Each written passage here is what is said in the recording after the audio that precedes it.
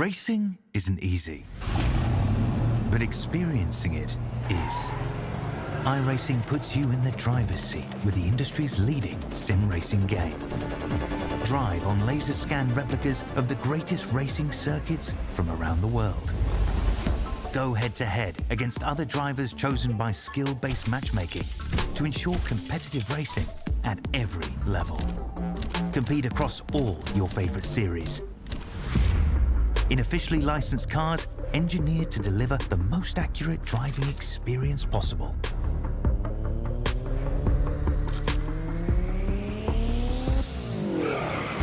Join a race or host your own with players from across the globe. Race against the computer or in a league with friends. Feel the thrill behind the wheel. Visit iRacing.com. When you want to be the best, you can't settle for the rest. For anything on iRacing, there's just one name you need: Maconi. With the launch of Maconi Entertainment and Maconi Competizone alongside Maconi Setup Shop, we now provide the best of the best in setups, paint schemes, coaching, broadcasting, and event organization. With cars across all 4 license classes, we have what you need to hit the track with confidence.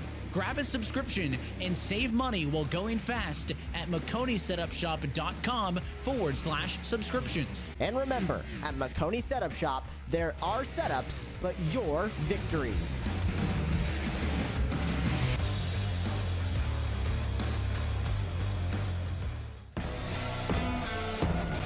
Good morning, good afternoon, good evening, and good night, ladies and gentlemen, and welcome on in to tonight's coverage live on Maconi Entertainment of the Full-Length Cup Challenge. Today, we're racing at Bristol, baby. It's going to be a great 500-mile race for the Blue Ridge 500. Blue Ridge Mountain, baby, up here. Got a great little racetrack. Got a bunch of drivers out there, 41 total qualifiers. Myself up here in the booth, Kirk Mills alongside Ron Mons, and of course our producer this week, Morgan Cook's going to be joining us for the next little while. Happy to have him here with us. And this is just going to be one of them beating and banging, trying to get through the field as quick as you can races. Ron, tell me, what is your main feelings going into this one?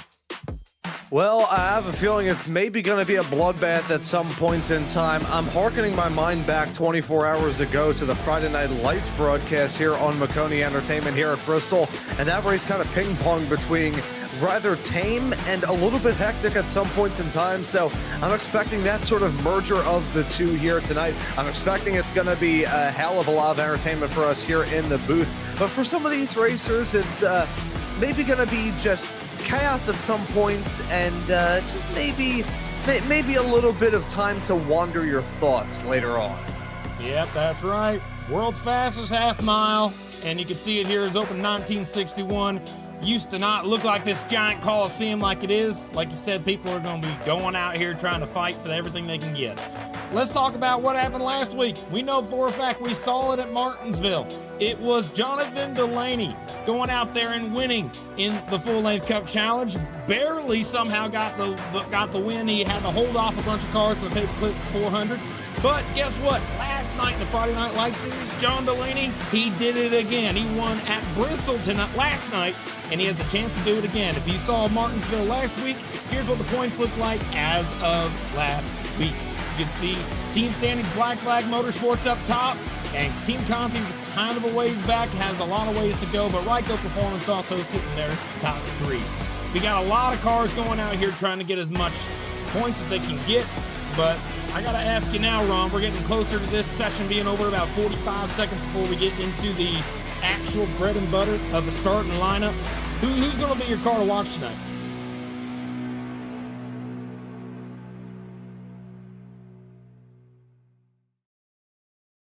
I think we may have lost Ron. Ron, you okay, pal? Oh, there we go. Professionalism right there. I had my microphone muted. I'm keeping my eye on Jonathan Delaney after winning one night ago here in the O'Reilly's cars here at Bristol. I think he's going to be quick, and as the winner of the FLCC 600 last year, he always does well in these races that feel like they go on for a while. This is a long one here for these racers, so having that endurance racing kind of mindset to be able to weather the storm, I think may benefit Delaney here tonight. Yep, for sure. All right, folks, guess what? We just now hit the end of our warm-up practice for the drivers, and now we're going to go ahead and get ready for the starting lineup for tonight's coverage of the Blue Ridge 500. Take a look at this track. It's going to be fun. That top line is gone. You can't run the top anymore and be fast as good as you used to be.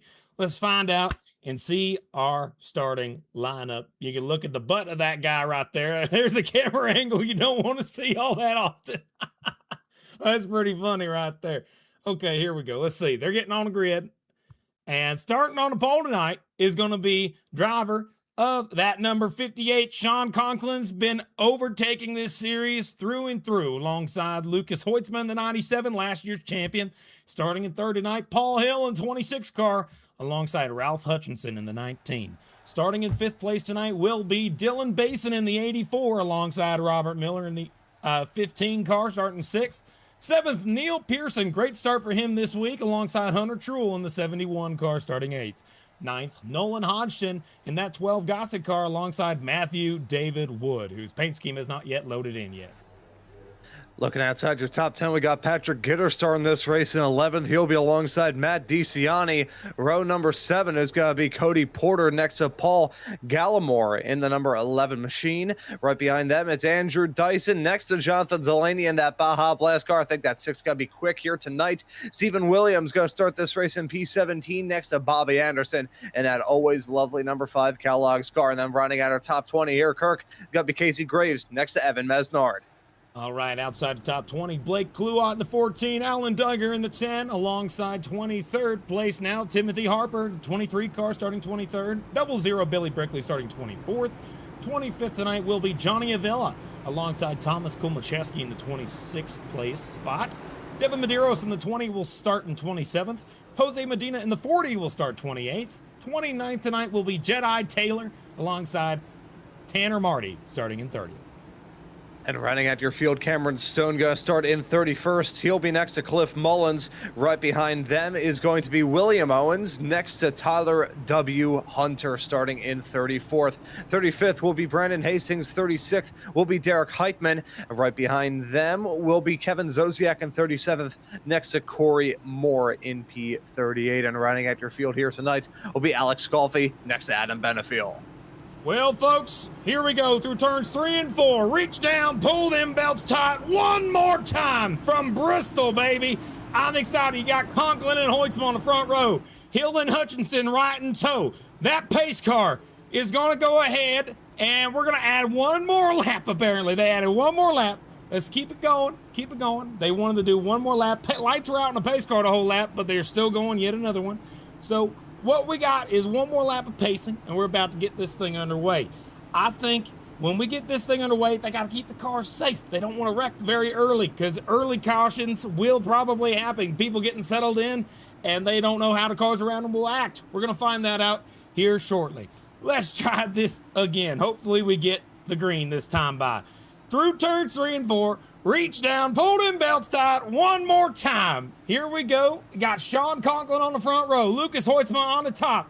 Side by side, that pace car is going to dive down into the pit lane. And from Bristol, through that restart zone, biggity, biggity, biggity, let's go racing, boys.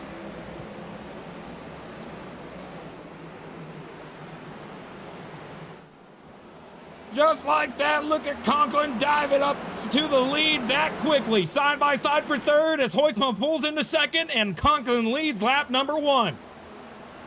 There's a battling still going on right behind, though. Look at Ralph Hutchinson, who's real quick in FNL last night. He's currently running in third, trying to get his way up towards the front, but side-by-side racing still going on around him. It is a real tense start of this race. Everybody kind of handling this track early with kit gloves.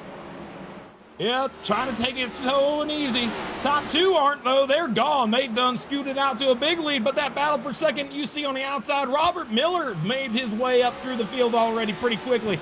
He's up to third, and he's starting to ride along Dylan Basin as well, trying to pass Hutchinson on the outside. He gets the job done up to fourth. Keeping our eyes focused all throughout this field with drivers fighting, trying to make hay while the sun is shining here at Bristol and get these moves done early. But Sean Conklin doing everything that he needs to do to jump out to that big margin. And Lucas Hoytsma following him as well. The margins up towards the front of the field, a little bit more spread out than they are behind. Those racers up at the front are really feeling comfortable. I can tell you right now, all these cars have decided to go straight to the bottom. There's no rubber on this racetrack right now. You want to be right on the bottom of the racetrack. That's called the grip strip. You get on the bottom of that racetrack, put your left side tires in that little grip strip right on the yellow line. You get a huge amount of momentum. It's not always been that way, but we got a battle looking for third. Here comes Dylan Basin going to the outside for the third place spot right here on Robert Miller. He's going to get the job done just like that. On the outside, he moves up to the third place spot. Robert Miller drops back to fourth. And now I gotta wonder whether Dylan Basin is gonna mount a charge on either Lucas Hoytsma or maybe even Sean Conklin for the race lead. I said that those two were feeling comfortable early, but now with a new competitor running in third, gotta wonder how the pressure is feeling for those two men up at the front. I don't think there's going to be too much pressure out of the gate. They're just trying to get running around, getting, comfortable. We're going to start seeing this track darken throughout the night. You take a look at how the track is now. You can already see that darkening process happen right where the cars are running. And everybody's really single file. Got to give these guys some props. They're taking care of their stuff. There's battling going on, probably 30th on back. But towards the front, not much has been seen. One car that I got to bring up is in the back of the field right now, who we don't normally see in the back of the field, is the 12 car Nolan Hodgson. If we can, take a look right here to the 19 of Hutchinson trying to make a move for fourth. He goes to the outside. He's going to get that job done just as easy as he had earlier. Now you can see Nolan Hodgson. You got Cameron Stone back here, Roman. These guys are pretty dang fast. The 54 Coffee. These guys are drivers that have a lot of speed in this series, but right now they're mired back all the way outside the top 35. So I think that throughout the race, we might see them progressively move towards the front, but right now stuck way back in traffic.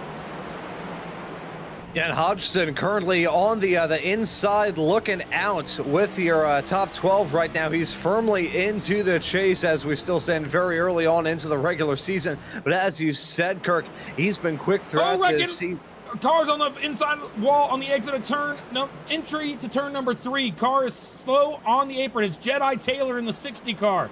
Slow. He got real loose off the corner and hit the inside wall. He kept the car going, but he hit the inside wall. So that 60 car went around. First car having trouble of the day. He stays on the lead lap just barely as the leader is trying to chase him down. Yeah, but going back to the point I was raising, talking about Hodgson and the season that he's had up to this point, the starts have been his main shining point, an average start of 10th thus far here in this campaign here in 2026. However, you look into his results, that win that he had a little bit earlier on this campaign is not only his only wrecking win. On the backstretch again, cars facing the wrong way. Sorry to interrupt, it's Cody Porter in the 04 facing the wrong direction. He just got the car righted the right way, but he spun out on the backstretch as well. So that's 2 cars spinning on the backstretch. The 60 of Jedi Taylor and the 04 Cody Porter going around.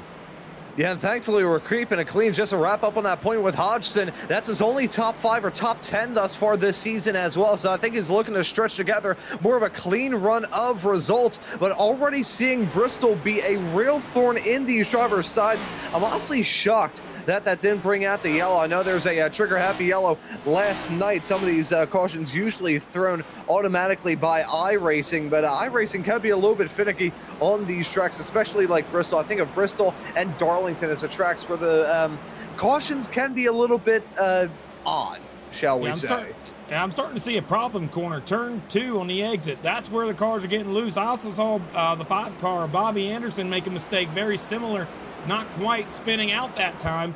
The cars that have spun out, they hit the inside wall, kept the cars going, and they're keeping it going straight. But the leader has caught lap traffic, and he is passing them rather quickly. Both the 60 car and the 04 have been passed by the leader. They're the first 2 lap cars that they're going to be trying to navigate on by.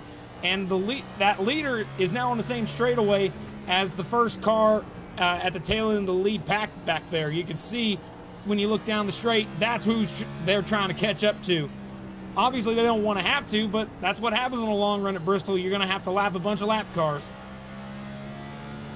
As that lap traffic starts to loom ominously for your leader of Conklin. I want to talk about the racer that was running in P2, has now dropped down to 6th. Lucas Hoytsma has been just sliding his way down the field. It's been a rock slide of positions and pace for that driver of the number 97 car, the reigning champion here in this series. He was running P2 not too long ago. Then Dylan Basson got a move put on him, and ever since then, the pace is just kind of sunk down like a lead balloon for this number 97 car. Kirk, how much can we read into this? I mean, we're still very early on into the run. Looks like he may have a short run car, though, as we're getting into a medium length run right now, nearly 25 laps in. Just looking like that pace really isn't there for him quite yet. Well, remember, this is just off the truck. Remember, these guys, they've been just getting started. It's early in the race. They got a chance to fix these cars. They're going to go out there and definitely try and make some adjustments when they get down pit road. But yeah, it sounds like he's got a handful. You're looking on your screen now at Casey Graves and Paul Gallimore side by side. Casey Graves on the top, making his rookie debut this season alongside Gallimore. Same thing, rookie run for both of them. And right now, this battle is right now sitting back here with Blake Kluot in a 14 car. Trying to make sure I figure out exactly where this is on the racetrack. Bear with me. I believe it is for the 18th position, 18th and 19th. So the 0-1 trying to hang on to it as Gallimore going the wrong way. You can see Kluot there, Heitman, who last year had a great start to 2025, but this year I'm not seeing Heitman as much as I remember up towards the front. He hasn't really been that much of a factor compared to last year. Yeah, so a little bit interesting. It's there. You can see Benefiel sweeping around the outside. Started this race up at the back. Had to take a provisional, if I heard correctly. So Benefiel now making his way up into 25th. He was, a few hundred feet away from winning the Friday Night Lights race just 24 hours ago here on the channel. But things went in an odd direction when he decided to play the sportsman role and let past Jonathan Delaney, who had run into some bad rub of the green with the pit cycle in the last yellow of that race. But certainly Benefiel, a driver that I think we have to keep tabs on throughout. Not only that comeback up from the back, but we'll just have to see him all night long. I think he's going to be very quick. Yeah, no doubt about it. Yeah, I got to say that off the bat. He's going to be someone to watch. He's going to make his way through this field. He'll be at the front by the end of this thing, as long as he can avoid the trouble. But what I can tell you is we had some instance happen out here on the racetrack. Cliff Mullins in the 44 and the 37, and Kevin Zosiak made contact, got up into the outside wall, kept the cars going, but the 44 decided to come down on pit road to try and get that damage fixed early. Definitely not the start of the day he wanted. As you're looking at the two leaders, first and second on your screen, two teammates. Ryko trying to battle each other right here. Basin trying to challenge Conklin as he goes through lap traffic. They're about to get into a gaggle of cars. It's going to be hard to get by them. They're coming up on Tim Duggar right now. Yeah, now how's Ryko going to cut this? How's Ryko going to cut this as a team? Because they're holding on to third at the moment in the team point standings. They have a big gap to try and surmount to close up to those two teams right up in front. Are they going to be happy about this 1-2 spotter? I think they will be. I don't think we're going to see these racers throw bare-knuckle fists at each other. With that lap traffic involved, it'll get into what I like to call passive-aggressive battling, where the drivers aren't going to throw haymakers at each other, but if the opportunity befalls one of them, they're going to take it.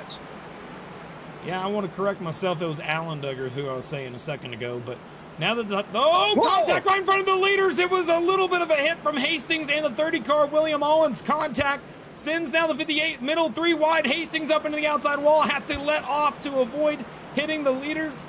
And now the 58 and the 84 go on by Hastings and the 10 car Duggar. Now they're trying to chase down that 30 car William Owens. And you can notice one thing about this track. What do you notice? Right at the beginning of the race, everybody was on the bottom of the racetrack. The longer the run goes, look at where they're running now. They're up in the middle lane. Some are trying to super top. However, the super top has really been nerfed since iRacing updated the track. We used to be able to run right up against the wall, but not anymore, folks. You get up there, you hit the marbles, and the cars just want to spin out. Sounds like an awesome comic book, though, The Adventures of Super Top. But looking at this track as well, Kirk, you can see it starting to rubber in. Outside of that bottom, you got the middle lane really starting to form, and you can see the driver comfort as well. Not only running those other lanes, but running them comfortably as well. Now, granted, the lap traffic may be forcing some of these racers to start to do it a little bit more, especially your leaders now trying to negotiate these lap cars. That side-by-side battling, just applying that rubber onto this racetrack. So keep an eye on those two as they continue to cut their way through the traffic. It's that game of lap traffic chicken. Yeah, I gotta say, this is actually the most dangerous thing I'm looking at right now. The drivers, the 84 and the 58, the leaders, if we can get a camera on them real quick, it is pretty bad. He's gonna send it 3 wide. They're almost side by side for the lead, but they got very little real estate to work with. 30 car got moved up out of the way, and now he got by Jose Medina there in the 40. And both of those cars, man, they are on rails tonight again. I mean, gotta say, Raikko's really stepped up the game, and I haven't seen anybody come up to challenge it quite yet. I mean, last week there was a lot of controversy with that 58 car. Got taken out by a driver who is now on a 3-race suspension. So keep that in mind. That 58 car is trying to get redemption. He dominated most of that Martinsville race, but on a pit cycle, ended up getting crashed out and didn't have a chance to show what he had towards the end. So 58 car trying to do a little bit of redemption here tonight. Yeah, I think it's redemption night for many drivers looking to bounce back at a good run of form going. This, I always feel, Kirk, is kind of the start of the true, like, oh! Contact, there goes Corey Moore in the 42. Contact with the 20 car. Devin Medeiros sends him loose up into the outside wall right in front of the leaders.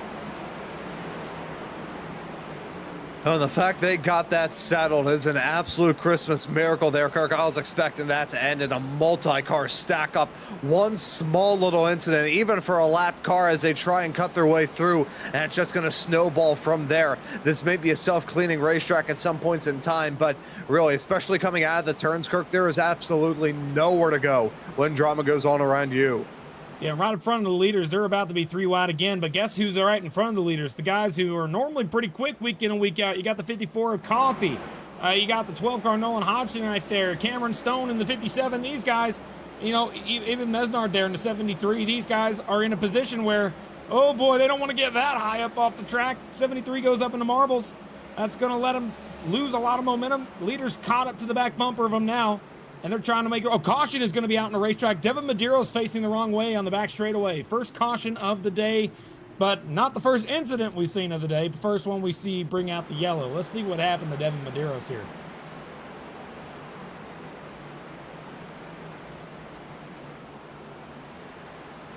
On his own, looks fine. Oh, yep, he got up in the marbles. Yep, he gets up into the outside wall, up in the marbles. And 15th down low. Oh, that's third place. He made contact with third place runner Robert Miller. That is not going to help that 15 car's day at all. 20 car just got loose, came down into the third place driver. That's unfortunate. No, that was an awkward hit there as well, right on that front right suspension. I'll wonder exactly what may have gone down there damage-wise for that number 15, but yeah, it's looking all right, albeit the black bodywork may be hiding some stuff as the field now coming down pit lane for the first time here tonight. Here we go, top 3 decide to head down pit road along with the rest of the field. Not everyone's staying out. Looks like that the only ones that are staying out may be lap cars trying to get the wave around. But the top 3, the 58, the 84, and the 15, nose to tail, heading through turns 3 and 4's little pit road section. It is one giant pit road. You have to go this pit road speed limit all the way around. So it makes it a lot more simple for, you know, cautions and green flag runs, but you lose a lot more time under green. So rare that we get a chance to do green flag pit stops at Bristol, but not this time. There you can see the 15 and the 84 pull off, and there's the 58 into their stall. Probably, let's see what happens. I see 2 tires on the right sides for the 84 and the 15 going on. And do they do 4? Most likely, I do see them put on the 4 tires. So 4 tires and gas for everybody, it looks like. Nothing changes at the front. Top 3 stay the same way. Hutchinson gets 4th, 5th place. Neil Pearson in the 62. Yeah, normally that 62's had a rough last few weeks here, Ronnie. That car's been sideways in almost every race, but good start to this one. 5th place out of the gate. Not bad for that 62 car. And I think I was saying this a little bit earlier on in the show, and I'll say it once more. Bristol always feels like the start of the true midpoint of the season where these drivers can look ahead through the spring and the summer months just to try and get those good results going, get a string of good form going as well. If you can do that at the right time, that'll help you out immensely as we get towards the end. Taking a look at the race information here tonight, still just barely making a dent into this first stage that's 125 laps long. long, ending on lap 125, and then the same length for stage 2, ending it at the midway mark of this race. 500 laps, 10 tire sets allotted to these racers, and 17x the limit. Kirk, that 17x incident limit, I'm not going to say it's as bad as Martinsville last time out, but that is still not a bed of roses. Yep, got to keep the car clean, and you know, Bristol's actually been getting better and better as you go. I mean, today was great. We had a great first run there, like almost 50 laps straight through. That was pretty good. Remember, we got to get to lap 125. If we have the ability to change the ticker in the top left to say lap, like one whatever lap it's on of that, yeah, there we go. Lap 54, 500. That'll help us out a lot for this early part of the run. Again, what we're going to see is when we hit lap 125, that's whenever we're going to see the stage, and they're going to try and get some points. Doubled up for the restart. 2 right-go cars on the front row.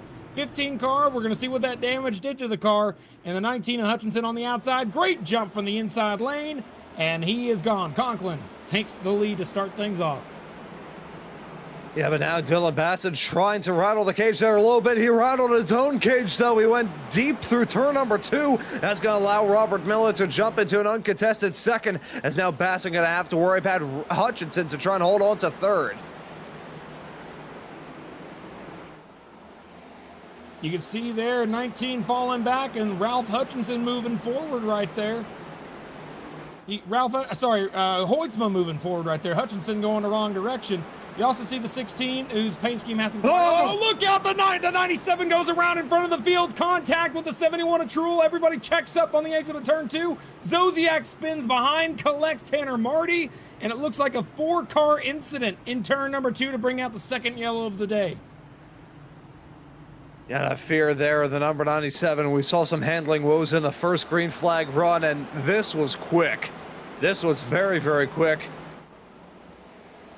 It was fine heading out of turn number 4, but it was as he headed his way off through turn number 1 and 2, you had just lost it completely. That came around real quick. Really nothing you could do there. Nothing on the steering, nothing on the pedals, even for a driver like Hoytsma.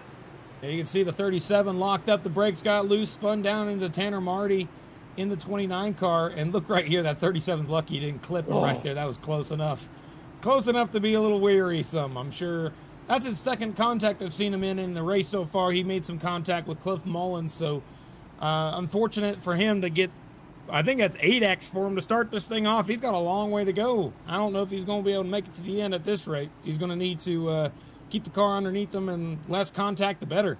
You can see the 15 though, Robert Miller has gotten up to second place since that restart. Not a bad start for the 15 car, even after the damage contact that he got from Devin Medeiros just a little bit ago. You see, Kirk, I'm usually a bit of a numbers guy, so I broke down the numbers in terms of the incident points to see what these racers would have to manage to try and avoid a DQ. It's pretty much 1 incident point every 30 laps. If they can do that, they'll be at 16x by the fall of the checker. Now, obviously, that's not good. You don't want to try and hit incident points, but if these racers at this point are above 2, then they're going to have to be a little bit nervous come time for the rest of this race. Yeah, they just need to have 120 laps clear, I think. That's it. We just don't want to make any contact, avoid the incidents if we can. But one car that I will look at real quick, can we, do we have a graphic to see the biggest mover of the race so far? Do we have that? I think that would be something that would be good looking at. Take a look. Adam Benefield, we were talking about this at the beginning of the show. That 83 car started in 40th, second to last. And that 83 is running the Masters paint scheme, and I got to give him credit. That's one hell of a paint scheme. Johan Seminario and Team Conti Sim Performance worked together on that paint, and it just looks really dang cool. Knowing the Masters is going on, I just got to give him some credit. And also the fact that he's moving forward so quickly is so fun to watch. He's a driver that's going to be able to do that. Now, I think it's going to be fun once he gets towards top 5, because every spot gain is harder and harder the further up you go. So once you start passing guys in the top 5, that's whenever it really starts making a difference. But got to give him some credit for that one. Yeah, that is an awesome looking race car there. I say this as somebody who doesn't really follow golf. I don't think there would be any golf course, at least around me, maybe even in the entire country, that would let me in.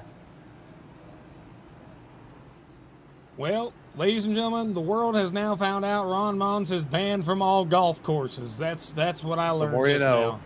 Yeah, gosh, Ron, what did you do?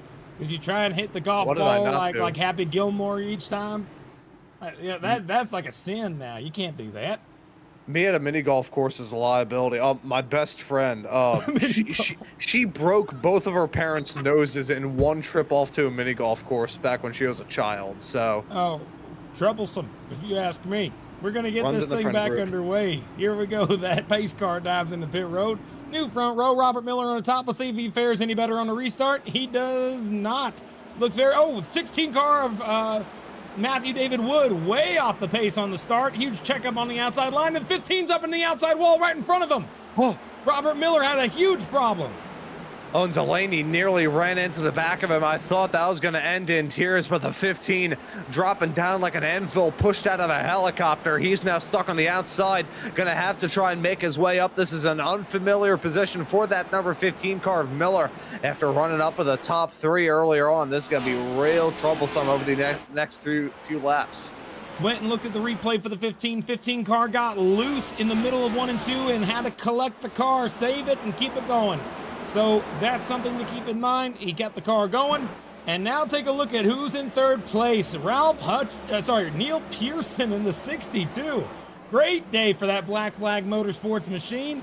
Obviously, having a great day. Third place, he must feel pretty dang good about that. Oh, they reckon Dyson's around. Big one in turn number 3 and 4. 76 involved, the 41.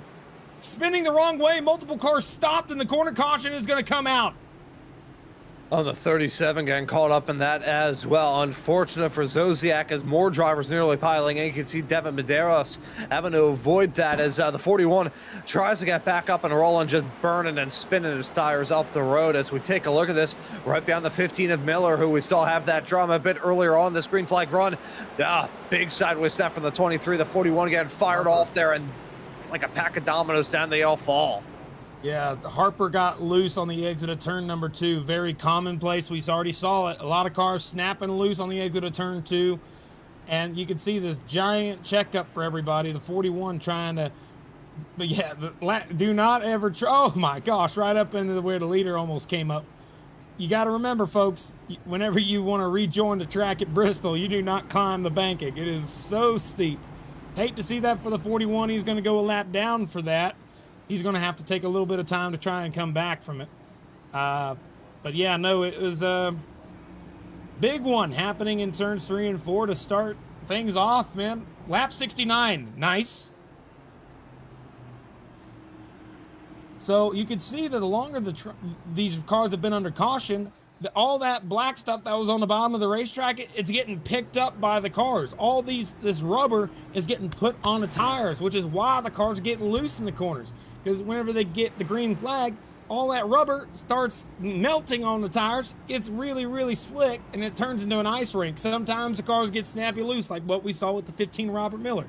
Like what we saw there with Timothy Harper and the 23 car getting loose in contact on the 41. That's something that's going to happen the longer this goes. You can see that under caution, that rubber will get picked up, and then when we go back green, it'll get laid back down. As long as we can get a green flag run. The moment we're back under caution, we get this exact situation. See, Kirk, you know the old racing phrase, yellow breed yellow? That's pretty much what we've got going on, but kind of the other way. Of course, the field being stacked up, the risk of incidents being a heck of a lot higher with drivers going side by side. But this track is steadily getting worse for wear for these drivers. So this is going to be a real tough run. These drivers need to get a little bit more consistent run going here. Otherwise, you know, it's just going to go back into that cautions breed cautions kind of deal. You're exactly right. You know, one thing I got to mention right off the bat here is we're going to get 2. I think this is going to be 1 to... Are we doubling up? Nope, not this time. So I guess we're on 2 to green right now. We'll double up next time by. One thing to mention here is these cars that were involved in these big ones, they don't got a lot of time to fix their damage, Ron. They come down pit road, you might got 15, 16 seconds before that pace car is close enough to where you're going to get lapped. So it's so important to drivers who are pinning on the front stretch have a better advantage of this, but they got to make sure they get out of the pits in enough time to where they don't get lapped and they get a little bit of the damage fixed. You don't really get that much time to do it unless you're like in the top 5. If you're in the top 5, you can come down and, you know, you're up at the front. it's split in half. Where the leader is right now is at the start finish line, but the last car in the line is on the backstretch. So you don't really get that much time on pit road if you're towards the back of the field trying to get your damage repaired. So it's kind of a game of catch up forever the moment that you get any damage. But with 500 laps, little by little, you'll get your car back underneath you if you can avoid the accidents and keep it going. As we got 1 lap to go before we get back underway, we're going to restart on lap 73. And remember, we're trying to make it to lap 125. Side by side for the two Ryko machines. That outside row has not been getting great jumps at all. Maybe this time they will figure out the method to fix that problem. Here we go. Keep an eye on the 58 and the 84 through the restart zone. Nope. Outside lane just does not get a good jump, and neither does Neil Pearson on the inside. Did not get a good start out of the gate. Those racers go side by side all throughout the pack. Your top two of Conklin and Basin just driving away from the rest of the field. 0.6 of a second, the margin, as it's really close right behind there. Thought that was going to end in disaster in that battle with MDW and Patrick Gitter. Matthew David Wood, you call him MDW. I like that just as much as everybody else. 16 car, we're going to see if I can't send the paint scheme over to make sure we get that on there. Running an outlier paint scheme, I believe. 16 car, we're going to make sure we get that taken care of. But he's having a good start to his season. Yeah, that 16 car has been really impressive since the beginning of the year. Yeah, got to keep giving him credit because he is moving forward, and now cracked the top 5 as you see a side-by-side battle with Jonathan Delaney, last night's winner, and Ralph Hutchinson in the 19. And Delaney jumping his way up into the top 10. We'll see him on the charge throughout the rest of this race, I'm sure of it. But one driver that's really impressing me through to this point here in this race, Kirk, is right up in front of him, Ralph Hutchinson. He is taken to this track like a duck to water, whether it be in the O'Reilly's cars 24 hours ago or here in Cup. He has shown some speed. He sure has. No joke about it. Man.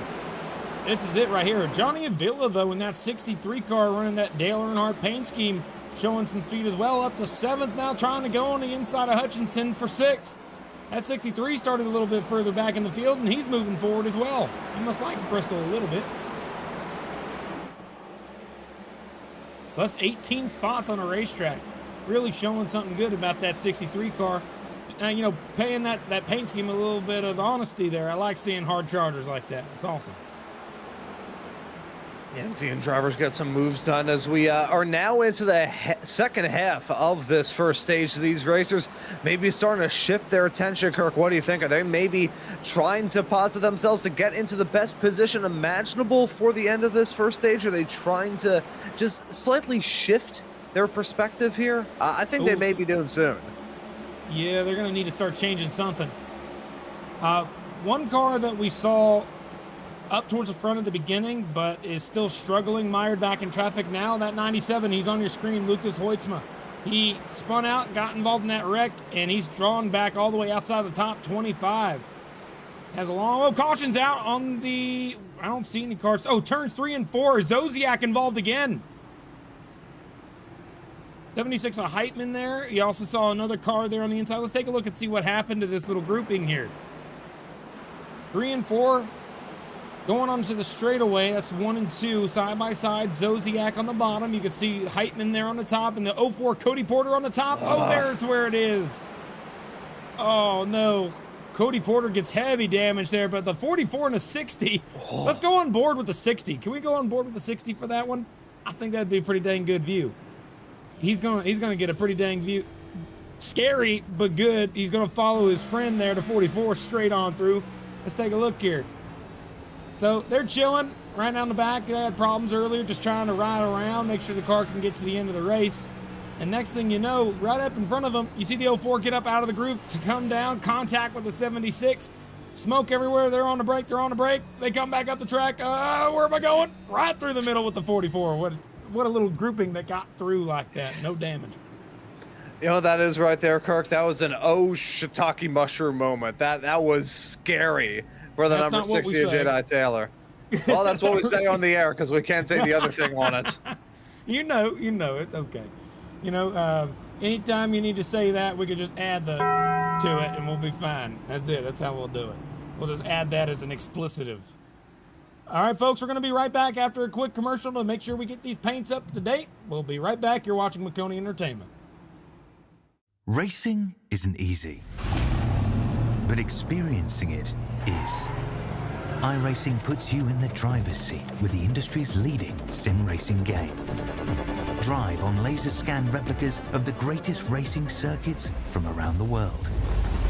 Go head-to-head against other drivers chosen by skill-based matchmaking to ensure competitive racing at every level. Compete across all your favorite series. In officially licensed cars, engineered to deliver the most accurate driving experience possible.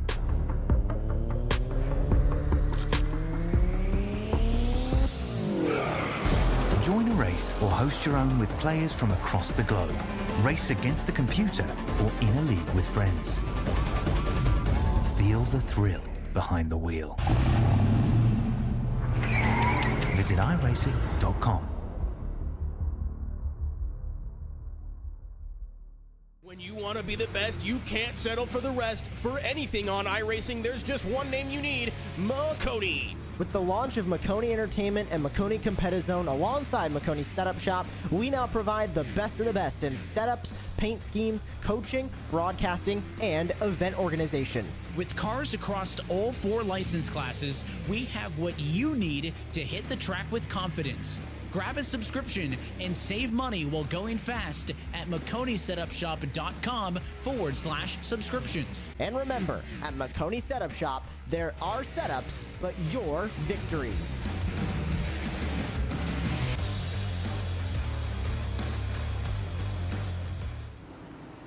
All right, folks, welcome back to the Full-Length Cup Challenge here for the Blue Ridge 500 on Maconi Entertainment. Kirk Mills alongside Ron Mounts here in the booth. Morgan Cook, our producer tonight. We're getting ready to get this thing back underway. Lap 88, coming to lap 89 on the restart. Top 2 cars, you can see it on your screen. Sean Conklin, Dylan Basin on the front row. And take a look, Neil Pearson and Matthew David Wood. We got the paint schemes fixed up. 16 looks blue as ever. Getting ready to get this restart. Outside line does not get the jump, and neither does the 62. 62 has been having rough restarts. Back underway, Matthew David Wood moves into 3rd place. They're still duking it out right behind him. Neil Pearson and Ralph Hutchinson side by side. Hutchinson on the high side looking to try and find any way in the book to jump his way up in a 4th. Not going to be able to do that as a side-by-side battling still right behind them. Robert Miller, I was worried about that car, Kirk, after we saw that moment for the 15, but he is right up there, still in the midst of it, and giving us some good battles, especially after that setback we had with him scraping the wall. He's been able to fight back big time. Sure has. 15 car definitely. The cars that are moving forward will continue to do so unless they kill the car. That's the best way to put it. Man, top 5 now single filed out. You see that battle for 6 right now. Patrick Gitter having a good run on the short tracks this week. He and also Ralph Hutchinson last year in the spring had a hell of a battle. There they go. Contact cars wrecking in turns number 3 and 4. It's Paul Gallimore up against the outside wall in the 11 car. Sitting the wrong way, and we have just had cautions come out every few seconds. It wouldn't surprise me if the admins here decided to go single file here in a minute. Here we go. Let's see what happened with the 11 car this time. Blake Kluots right behind him, going into the corner right behind Adam Benefield. 11 car looks fine. 14's on the top. Not clear, not clear, not clear. Oh, nope. Came up the racetrack, was not clear. Just a 1-car incident with a little bit of contact with the 71, a Hunter Truel, I believe. But nothing else in terms of damage to anyone else. Everybody else avoids the accident, and that will be, again, yet another caution. And you know, Kirk, one thing I will say about incidents like that, if the spotter called in, make it clear already that there's a car on the outside when you're facing the wrong way, that'll just let you know it for sure. But unfortunate stuff there. It's been the exits of these turns. It's always the problem here at Bristol. Well, not necessarily a problem, more so just a feature of this racetrack. Multi-lanes as you head your way off through the turns, but there's always that one choke point coming out of it. Kind of that cork in the bottle kind of effect there as you, not a cork in the bottle, kind of a bottleneck effect as you head your way out of these turns. And once that goes down, 3 cars trying to merge into 1 point out there on the racetrack. How many times have we seen an incident coming out of one of the turns at Bristol, either in the sim or in real life? Too many times to count, man. Happens all the time at Bristol. You can wreck anywhere on this racetrack. That's the truth of the matter. You know, if we had $1 for every single time an incident like that played out in real life and in the sim, we'd probably be able to make all of these grandstands made out of solid gold. Oh, I do like a little bit of money now, don't you? I think that's a good idea. I like to do that. Gold's not a terrible investment right now. That's a pretty good idea. All right. So looking here on this restart, coming out of turn number 4, I think we're going to get 1 to green this time. The biggest surprise of the year is these 2 Ryko guys, Dylan Basin, Sean Conklin.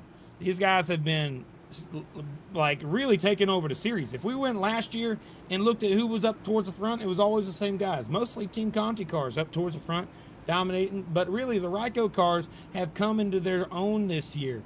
And they have really, at least these 2 are new to the series. They're both rookies. And they're not even, the level 1 charter guys. These guys aren't guaranteed a spot every week. But they're coming out here, and they're going to try and come out here and win a championship. And the guys over there at Ryko, Ken Byron, they're going to keep making these cars fast, it looks like. But I'm waiting for this next team. I want another team to come up here and challenge. And the thing is that the only way they've been able to beat them so far is wrecking them. So I'd like to see cars be able to compete at a high level like that. They're right now warming up their tires. I think Matthew David Wood has a good shot with Outlier. Great group right there in the 16 car, trying to make his way forward. I think he has a good shot to be able to do it. He's fast, fun driver to watch. You also got the 62 Neil Pearson on the outside. He's running dang fast as normal this week, pretty dang well. Patrick Gitter's up towards the front, and then a bunch of these guys up towards the front. Each one has different backing, different teams working together to try and make their cars fast. Some of them might even work on their own sets. I got to tell you right now, though, up front, very similar looking race cars leading this thing back underway. Lap 98 on the restart. Here we go, back underway.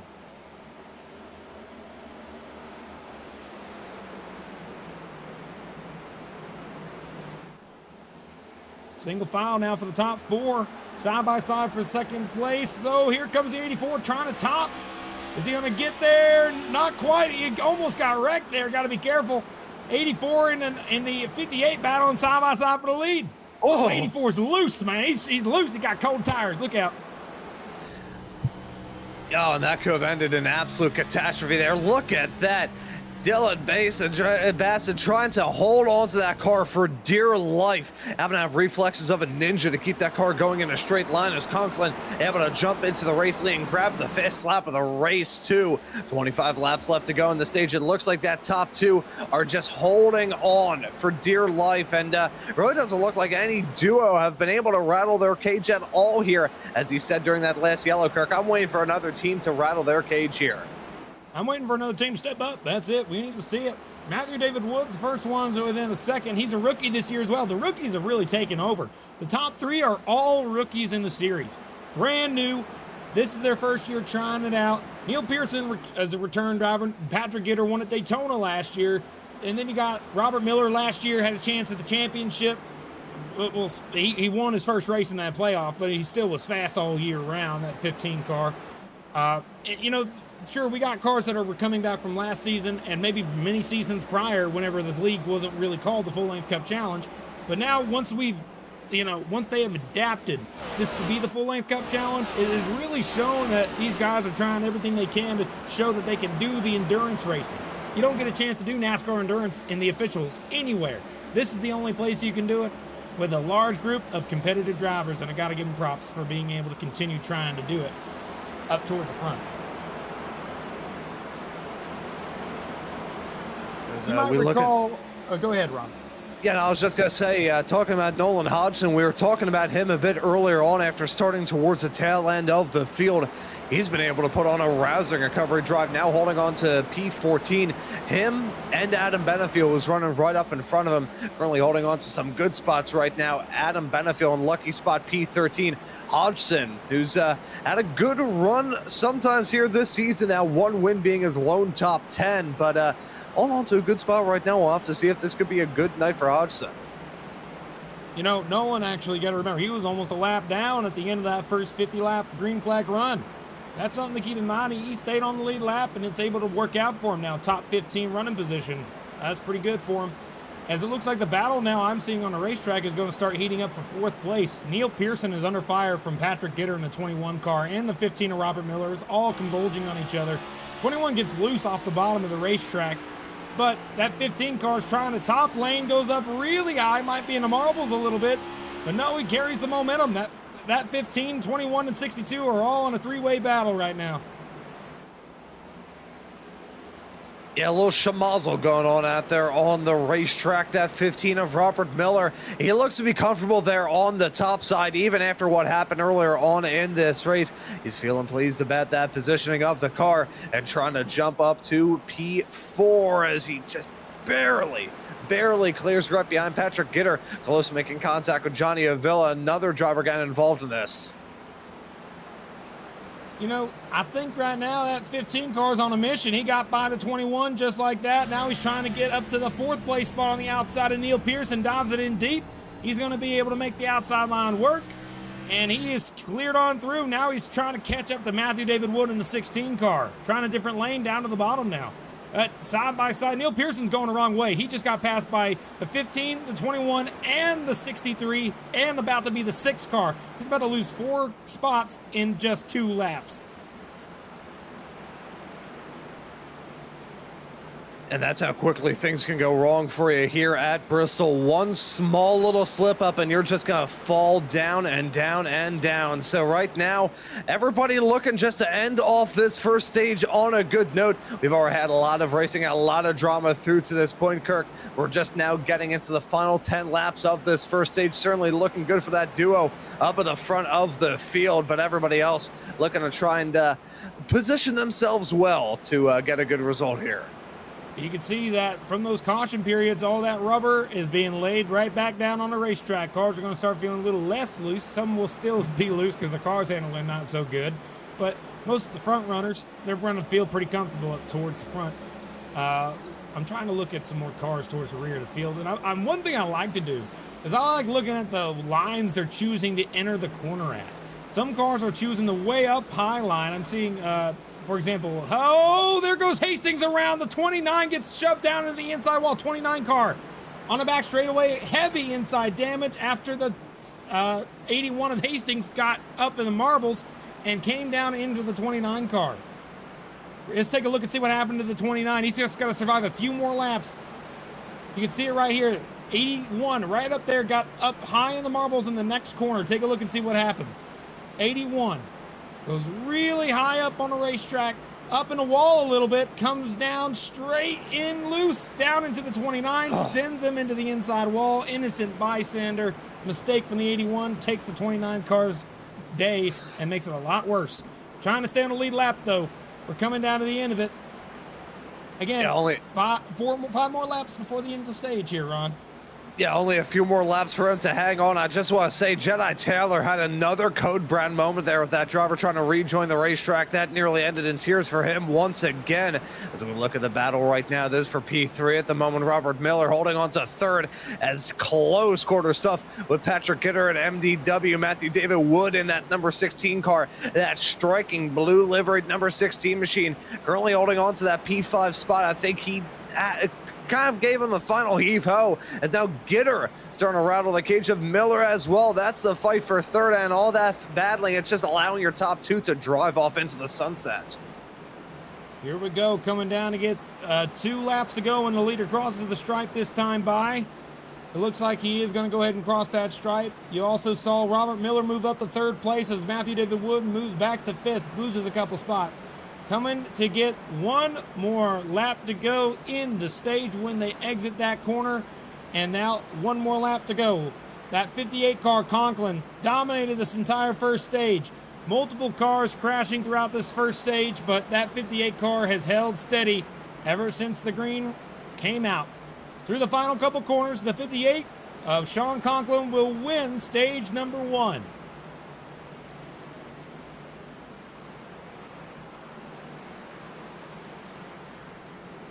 Caution is now out, and we'll take a look at our top 10 finishers right here on your screen shortly.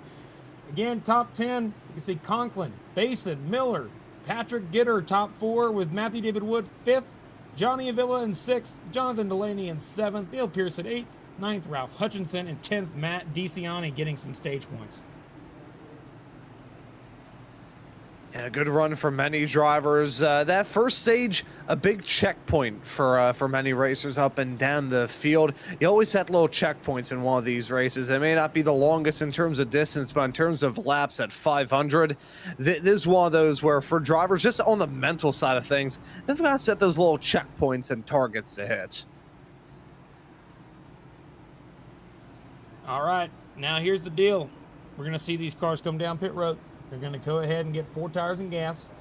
And what I'd like to do is I'd like to bring in the driver of the 58 after he is done with his pit stop. And I'd like to talk with him for a moment while we're under the caution flag here. So we're going to go ahead and let him go down pit road, take a look at pit stops.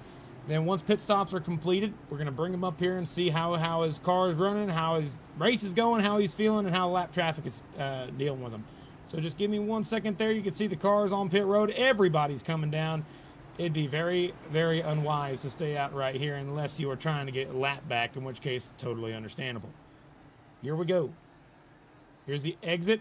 That's the 58 pit box. They're going to come around here shortly. You're going to see them come into the picture right there. And hit that pit box. We'll hear from them shortly. Ron, I got to say, first stage was kind of eventful, don't you think? Yeah, it was a little bit wild. We had a settled down and relaxed first roughly 50 laps of the race, and then as things went along, it definitely got a little bit wild out there. I think these racers are maybe looking for a smoother stage 2. Yep, for sure. We're all looking for that. Sean Conklin in the booth. Kirk in the booth. You got a copy? I got you. Hey, man. Led this entire thing, dominating the race. Tell us how the car feels and how's it going with lap traffic. Car feels really good, and we haven't really had much lap traffic. Struggling to go green here, so hopefully this second stage we can clean it up and get some long green flag runs and see if we can carve our way to the front of this lap traffic.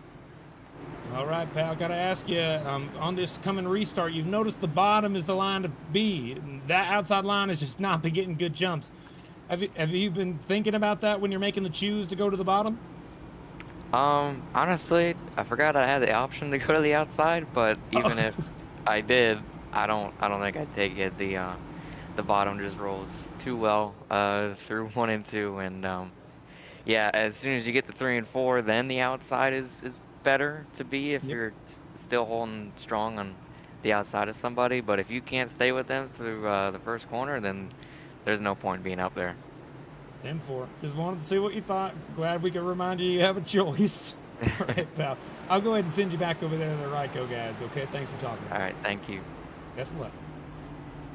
John Conklin coming and talking with us. Man, that guy, he didn't know he could choose the lanes, Ron. Well, that'll help. Rule. Yeah, it's a unique rule for the leader. You know, in this series, he can't choose the lane except for being the leader. So, you know, that might change in the future. But for now, that's how it is. Pace car dives down to the pit road, side by side up front. See Miller get her right behind the top 2, and that was a great restart for the first time on the outside. There goes Basin to the top. Just like we were talking about, that outside was able to stick with it this time. He's going to be side by side for the lead. Yeah, Basin trying to get that loose. top spot. Oh, no, once again, deja vu to what we saw a couple of restarts ago. Oh, my gosh. How did he hang on to the car? I do not know. That was a code brown moment for sure for the driver of the number 84 machine. Basin now got a good view of side-by-side racing Patrick Gitter and Robert Miller. Where have we seen this before? Quite often. They're always side by side, it seems like, but now Basin's stuck here. His teammates gone. 84 is trying to navigate 2 side-by-side cars right in front of him, and he's got to wait for the right moment. But the 15 of Robert Miller and Patrick Gitter, they're going to keep battling. I mean, it just makes sense for him. It's the best spot to be in. 6-car Delaney closes in on this battle as the 15 gets loose on the bottom. That's going to open the door for the 84. Yeah, now fighting back, basically wants to be back there with his teammates as one more car left to try and jump in front of, and that's Patrick Gitter, who's been very versatile throughout braking on the this back race. straightaway. 2 cars facing the wrong way. Cody Porter, I believe, again, is on the wrong side. You see Dylan Harper also around. Second time seeing both of those cars involved in an accident today. Let's see what exactly happened between the 23 and the 04 to bring out yet another yellow. Oh, was it them involved at all, or was it someone up ahead of them? Let's find out. 41 of Dyson on the bottom. Oh, 23's up on the outside wall. And got loose on the exit and collects the 04 Porter. Jose Medina gets some damage as well. Yep, in the 40 car. And, oh man, just a little bit of, the moment you get up in the marbles on the exit of turn 2, that car just wants to jump out from underneath you. It wants to spin out. We've seen that with the 41. It happened to him. Happened to the 23. Happened to the 97. It's going to continue to happen. I feel like that's no man's land. About 6 feet from the wall down to the second lane, to the top of the second lane on the exit of turn 2 is no man's land. You know, it's been real tough, just a no-go zone throughout this race. You have to pay a toll to go through there, and that toll is coming down pit lane with a damaged and wrecked up race car. This has been a tough one throughout this race, so Kirk, I think it is most certainly fair to say. Drivers have been tackling the challenge with various degrees of luck, various degrees of success for sure. But it's always heading off through the exit of these turns where one driver either bounces off the wall and just ping pongs back and forth between the wall and that car on the bottom of them, or whatever the deal may be. It's the exits of these turns that have been absolutely brutal. They sure have, man. I went to Bristol so many times as a kid. I grew up less than 30 minutes away from this place. And one thing I got to mention to you folks is that when you go to Bristol, there's a little restaurant I always like to recommend folks go and try if you ever get a chance to go down to the Bristol races, whether that be for the day race or the night race. One thing you got to remember is that Bristol has the habit of being a great spot to stop before you go to Pal's. Pal's is a great little restaurant they got here. It's a little fast food joint, and it's some of the best French fries I darn near ever had in my life. I recommend it to anybody. They also got great gravy biscuit as well. So if you ever want to go get yourself some good breakfast food, come on down to Pal's. Good stuff. They got cheddar rounds, which is like deep fried cheese, potatoes. It's good stuff. I recommend it anytime that the subject comes up. Coming to get the restart here. We're going to get one lap before we get back underway. Ron, do you think anybody has anything to compete up towards the front now that we got a new second place driver, Patrick Gitter? Oh, that's a good question that you bring up there. Now that the dynamic duo has been split, I'm still going to say that your leader probably has a good opportunity, but I think he's going to hold on to that top spot. But Patrick Gitter, the best thing he can do in this restart is make his presence known. Yeah, he's got to get a good restart. You're right. He's got to guess it, which is something I hate to say, but it's true. In iRacing, you cannot hit the gas when you hear the other guy hit the gas or you are behind. You have to guess when it's going to happen, and you'll be wrong, you get penalized. If you're not wrong, you get with it. Here we go on the restart. Not a bad restart for the front group, but not good enough to stick with the leader. Side by side for second now as they head into turn number 1.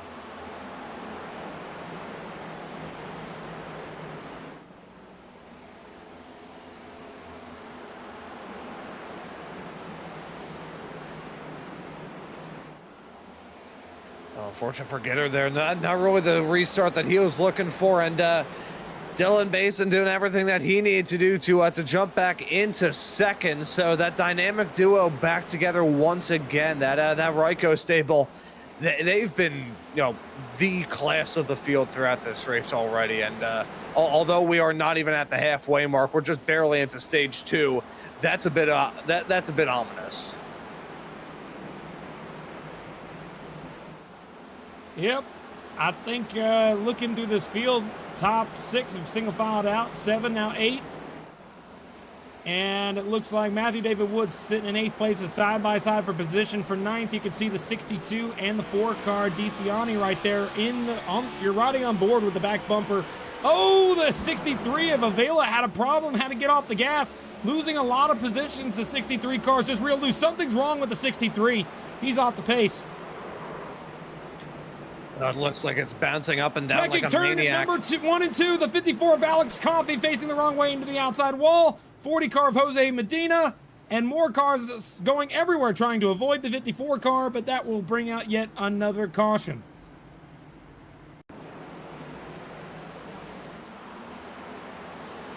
See what happened this time here, Ron. 54 car on the top. Blake Kluon on the bottom. Oh, nope, just got loose on his own. It looks like 54. Then came down into the corner, contact with Casey Graves in the 0-1. Takes him the rest of the way around. I know. Oh, this is more drivers scattering around. The 37 nearly piling into that. The 40 also got involved in that as well. Let's go on board with that 37. That'd be actually a cool shot to see what exactly happened there. 37 onboard shot. I think that'd be a fun deal to watch. Go with them, try and avoid that wreck, see what it feels like sitting in the driver's seat. Chilling on your own, everything's fine, right? Just chilling in the back, trying to avoid any trouble. And you just know that Jaws is starting to come up in the screen. There he is up towards the top. Oh boy, he's gonna come out and bite you. Miss it, whoa, goes straight down. Misses it, but hits the commitment cone. I'm sure they'll clear his black for him. But yeah, not a fun way to miss a wreck, but it does happen. I was wondering, as soon as I saw that, he went from one, like, terrifying prospect to another. He went from a T-bone collision, which, considering the drama that 37 has been involved in, a 4X would either put him very close to or over that incident limit already.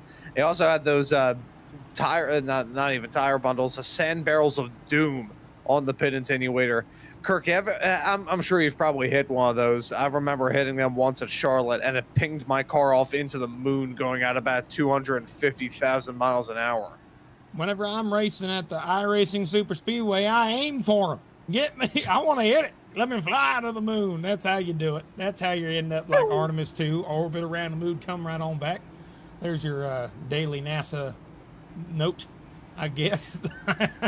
Man, speaking of which, when we go to the moon, that'd be so cool. I just hope that one day, we could put a race car on the moon. I think that'd be cool. What do you think, Ron? Good idea, put a race car up there on the moon and have a little Moon 250? That'd be good. We need to bring back the moon buggy. That'd be cool. Oh, yeah. A moon buggy NASCAR. That'd be pretty cool. A race car be dope. sponsored by NASA. That'd be absolutely awesome. See, I'm just hoping that when we go back to the moon, there's not going to be like a sponsor read done by that first astronaut who takes a step. I want to preserve one step for man, one giant leap for mankind. I don't want one step for Oreo. Oh, that is actually that has to be a skit. There has to be like a Saturday Night Live skit about that. I swear, that's a good concept. I like that. Here we go. Gonna get the restart again. Car's gonna be doubling up this time by to get one to go. I gotta mention here, this restart, we have been noticing restart after restart. I think now is just about survival. It's changed from being, keeping the car underneath you, of course, but you want to survive all the way to the end. And the problem is you don't get the green flag laps to make any passes. You get green flag caution, and these guys are struggling to maintain their positions because on these restarts, these tires are going through heat cycles, and that just causes them to get even more loose sometimes. So here we go. Let's try it again. Pace car through turns 3 and 4 is going to go ahead and dive it on down into the pit road here shortly. And again, Conklin and Basin up front. Let's see what happens. Not a horrible restart for the front group. They stay close together as everybody else tries to catch them back down. Yeah, and look at Basin. He's keeping his teammate within arm's reach. That's a good improvement from what we've seen as of late. Will he still try and remain in second? Probably, as the battling for third still going on. Robert Miller and Patrick Gitter. They've been battling for so long at this point here in this race. It just feels like such a common occurrence. Yeah, those two just can't seem to get away from each other like magnets, I swear.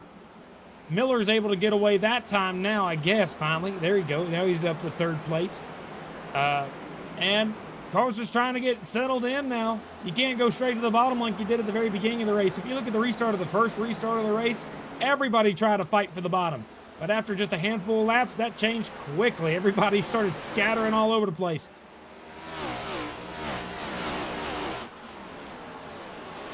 Splitting around, the drivers still a little bit frantic with the amount of kind of green, yellow cycle we've been locked in as of recent here, Kirk. These drivers have probably forgotten exactly what it is like to have a green flag run going and see the handling of their car and feel the handling of their cars start to fall away. So if this goes on a little bit longer, we're going to enter another danger zone. For sure, man. Let's find out, though. I think I'm seeing some good moves here from the 83. Benefield, he's almost ready to crack the top 10. This is the first time we would have seen Benefield in the top 10 all day today. He's sitting P11 right now, watching Neil Pearson and Matthew David Wood battle for position. But right in front of them, Nick Roman. He is up to 8th place. That car was in the back of the field at the beginning of this race. He was back-mired with the, Cameron Stone and Nolan Hodgson at the very beginning of the race, but now he's cracked into the top 10. Great. Oh, wrecking on the corner there. You see the 88, Thomas Kulmacheski the wrong way on the racetrack.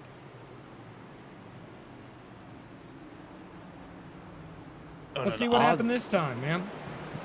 Yeah, in an odd section. I wonder if it was contact here side by side with the 73 as they headed their way off into the turn. Looks good. Oh, small little tap, and oh, the 81 gonna pile in there. Wrong place, wrong time for him. Yeah, not the best of spots. Hate to see that for Brandon Hastings in the 81.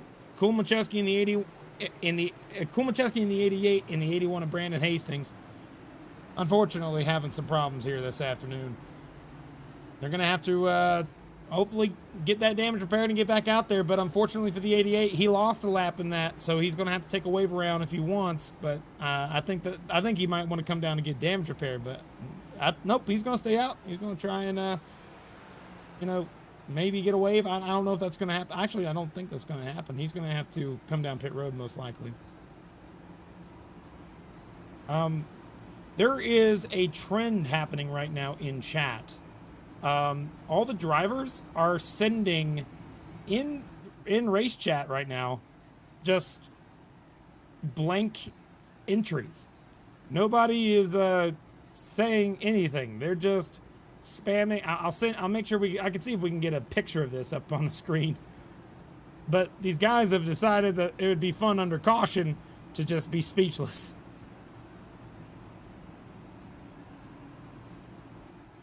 Oh my God, look at that. Oh. If there's a way we can get, I don't know if Morgan can do it here, but we might be able to show you what I'm talking about. Yeah, let's just take a look at this real quick. Yeah, on the chat down here.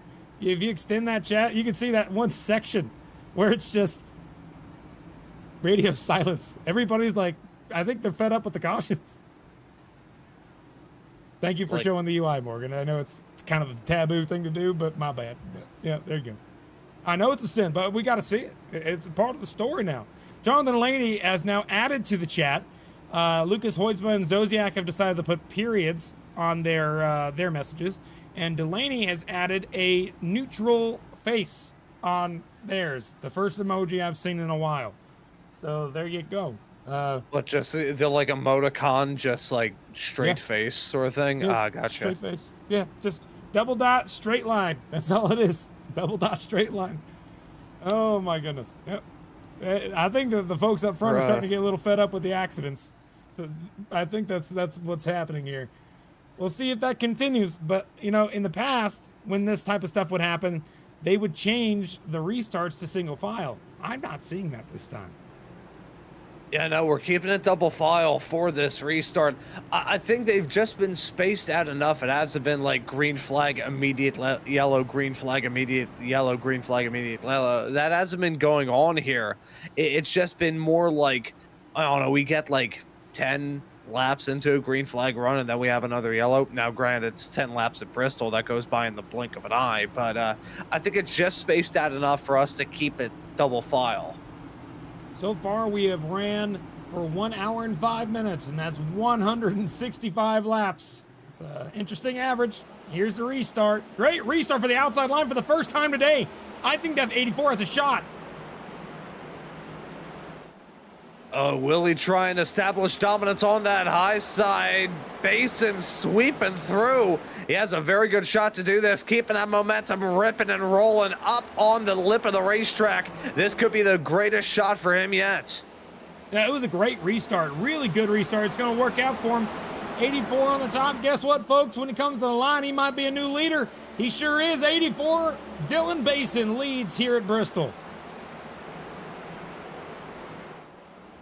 Yeah, he never gave up in that battle either. So Conklin's still there, so we can't rule it out just yet. But those two who have been just dominant throughout this race, having a little change. Conklin, who's been the dominant man throughout this race, now running in P2 again, a taste of the dirty air. That's not going to be a good spot for him to be in. He'll be very uncomfortable now.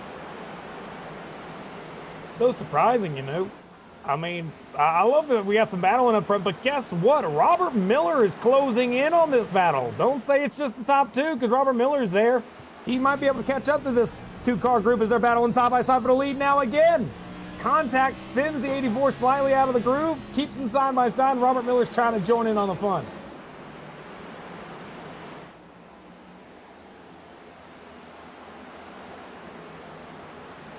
Now the top line, go ahead. Yeah, and I was just going to say they were tight in that battle. I'm a little bit shocked that those two are rattling each other's cage just as much as they are as Conklin looking to fight back once more. They got to worry about Robert Miller. That number 15 car is there looming ominously behind. Oh, a little loose for the 84. That's going to check him up. That's going to check up the 58, too. The 15 is going to be there on the bottom of the racetrack. This is now a three-car battle. This is pretty good. All right, let's see what Robert Miller can do. Top two still, I mean, I think Conklin's faster than Basin on the long run, but Basin just got a really stupendous restart and was able to take the lead. And now Dirty Air is playing a factor, and it's going to, you know, make some mistakes out of that 58 car, and the 15's closing in on them both.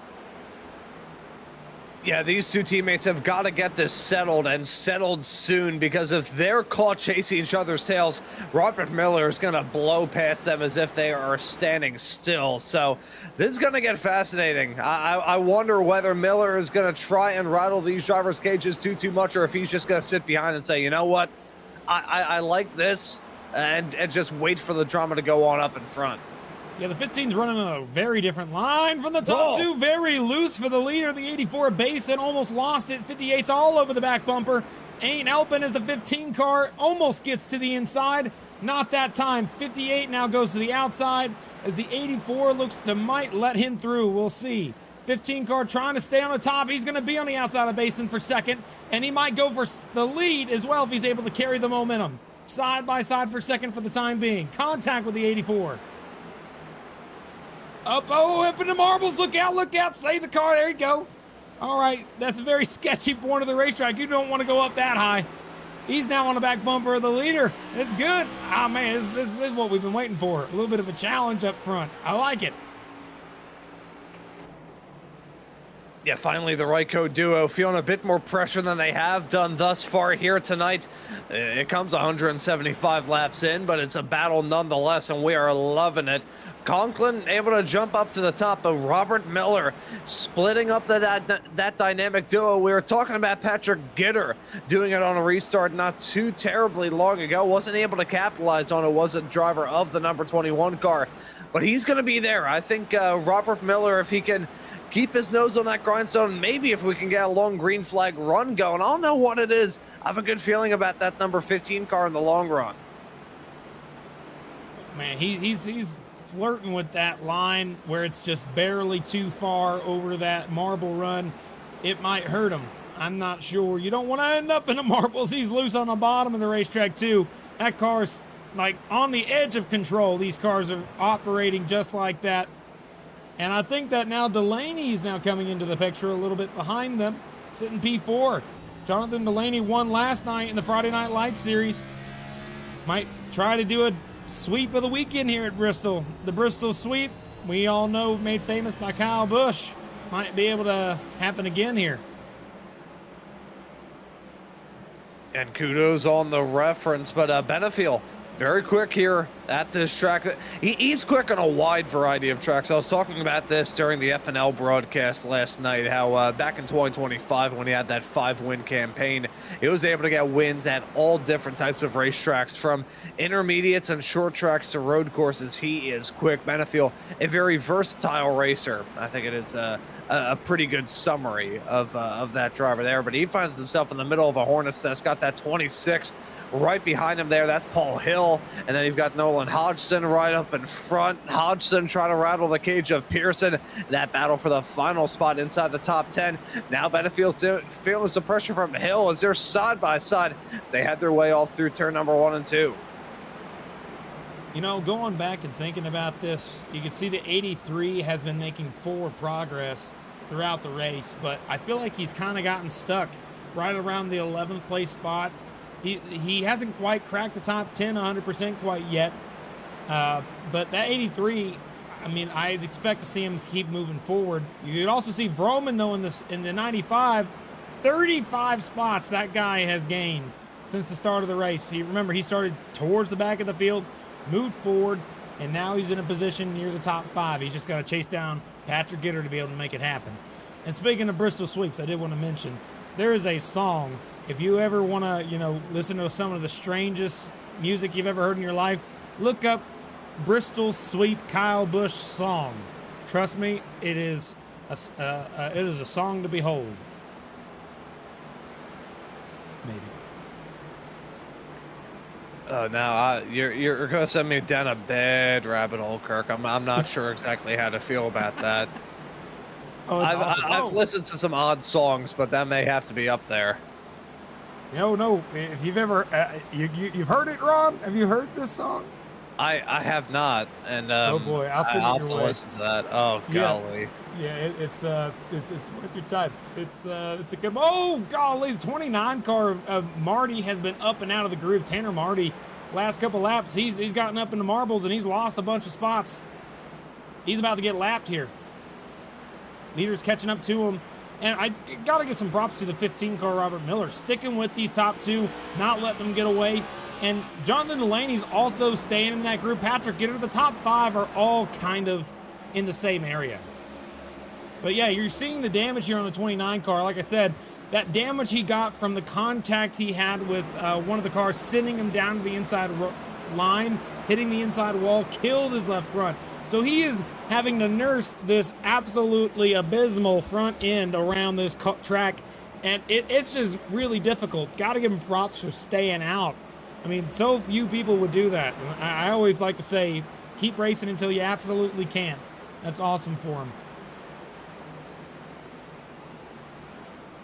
Young Conklin, your points leader, doing everything that he needs to do, holding on to that race lead as we're approaching now the final 55 laps of this stage. As a 15 gets a little bit wiggly off through turn number 1 and 2, and that's Basin now trying to get his way up into second. Yep, you see that gap is now closed quite a bit, and it's all going to be getting through lap traffic here shortly too. There's a side-by-side battles up in front of them, just barely by about a second or two right in front of them. And those two are, the 15's trying to recover, but if he's able to keep the car straight, that's going to be the goal. I don't know if he's going to be able to actually do it or not.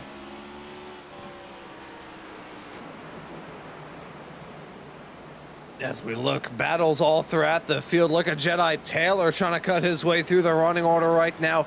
We have seen that number 60 car not necessarily be involved in incidents, but certainly get close to them, and it has not been good. He's now having to worry about battling with the 44 as he's having to deal with the lap traffic. The cars at the race lead getting past him here. We get back into that lap traffic dilemma, Kirk. That was a little bit nerve-wracking as we had that long green flag run in stage 1, and now right towards the end of stage 2, we're seeing it for the first time in what feels like 50,000 years. 50,000 years, dude. I don't even That was think about a decade ago. No, oh, I was about to say, it's just because, like, you know, America didn't even exist 50,000 years ago, Ron. What? I don't know much else. I can tell you that. All right, man, I got to tell you, That's so funny. I'm sorry. I had to laugh at that. That was pretty good. Let's see. Trying to make sure I get an understanding of how the track looks right now. One of my favorite views. I don't know if we have a chance to set this up eventually. Might be able to do it during the second. 15. Robert Miller hit the outside wall. It's going to slow him down a little bit. Take a look at the 84 now. He's all over the back bumper now. That 15 car is just struggling to hang on to his position, but he's doing all he can to try and do that. Still hitting the wall again. Both cars did that time.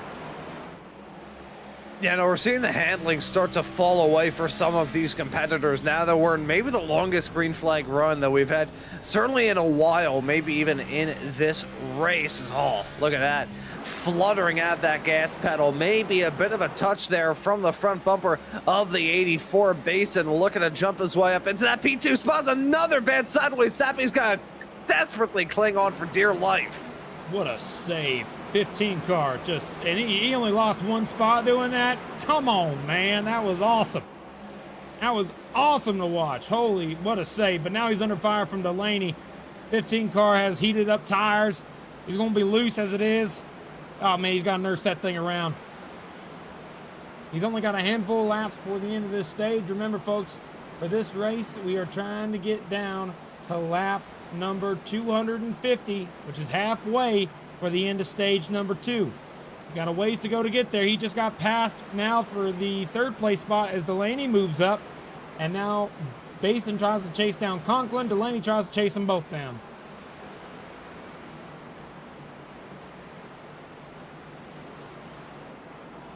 And keeping toes with that 84, trying to go with his teammate through the lap traffic.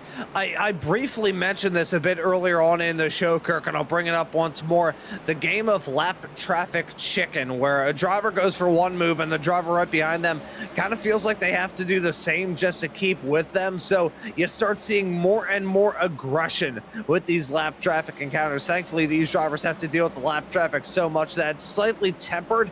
You don't really see that develop throughout the race from lap to lap. However, if you take the kind of setting that we had in the first run through lap traffic in that first stage and compare it to right now, there probably is a slight alteration. We're seeing these racers get a little bit more touch and go in these moves, and trust me, as we get towards the end, if we have some long green flag runs in the final stage, oh, those lap traffic encounters, I'll feel bad for all parties involved. Well, folks, one of my favorite things to happen on a long run, let's go ahead and crank up the cars and let's hear these things roll around Bristol for the next little bit. Take a look.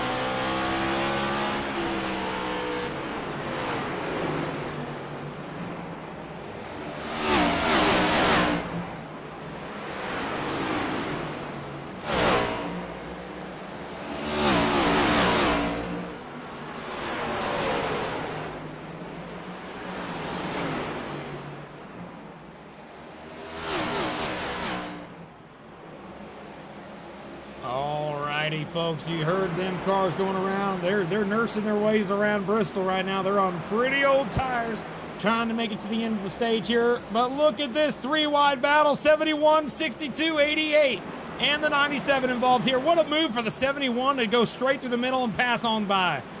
As they're still three wide behind him, the 88 car still trying to navigate this. This is just a hornet's nest back here. Komacheski, Hoytsma, Dyson, Stone, and now Billy Brickley joining in on the fun. It's like a pack of angry yellow jackets that we've got out there right now. 3 wide racing at Bristol. You don't need to be a rocket scientist to know that that is a bad prospect. Those racers should be counting their lucky stars and maybe considering a purchase of a lottery ticket. The fact they were able to go through that and not have it end in some sort of catastrophe. One driver who briefly avoided disaster was Robert Miller. We follow him right now, currently holding on to 5th at the moment here in this race. Patrick Gitter right up in front of him as these racers continue to deal with the lap traffic. One racer, though, kind of in the middle of no man's land is Jonathan Delaney. He's in 3rd. We've talked about him extensively throughout this show, but the comeback and the fight back that we've seen from him, fantastic stuff for the 6th, currently holding on to P3. Absolutely. Having a good day for that third place car, I should say. 6th car trying to chase down the 2 Ryko cars. Man, John, he's fast. He's going to be someone who has a shot at the championship this year. But today is really just nobody's been able to hang with Conklin and Basin at all today. It has been just those top 2 guys, leaps and bounds. And so, I mean, dominating races like this seem to be happening more and more often. We saw it at Darlington. Conklin led almost every lap there. At Martinsville, up until he got wrecked, he led most every other lap there at Martinsville. That Conklin car was up towards the front and had the fastest car. Basin was right on his tail. I'm getting a sense of shake and bake going on right here. Conklin and Basin shaking and baking up towards the front of this field. Constantly 1-2. 216 laps led so far today. Conklin is just absolutely taken over the full-length Cup Challenge universe. Yeah, and talking about the amount of laps that he has led thus far this season, at least heading into tonight's race, he's led 903 laps ever since the opening race at Daytona, and he's only ran 1,500 laps, so that is a significant portion. That, 2/3 of the laps that he has run all season long have been spent up with the race lead. Half of his results have been top 5s thus far this season. It's been a good run. Again, we're still early on into this campaign here in 2026, but the point still remains. He's here and here to fight back. Man. Well, folks, coming down to get just a handful of laps to go, about 20 laps to go, maybe 19 at this point. These cars are just trying to get all the stage points they can get. This is the battle for the tail end of the stage points. Right now, Nolan Hodgson is sitting in 10th, just a little bit up the road from these two. But these 2 guys are trying to chase him down so that way they can get some stage points. You see Hodgson, David Wood right here, these guys, and also Roman is, they're all kind of stuck together. This little group here battling for 8th on back. 8th, 9th, and 10th right here on your screen.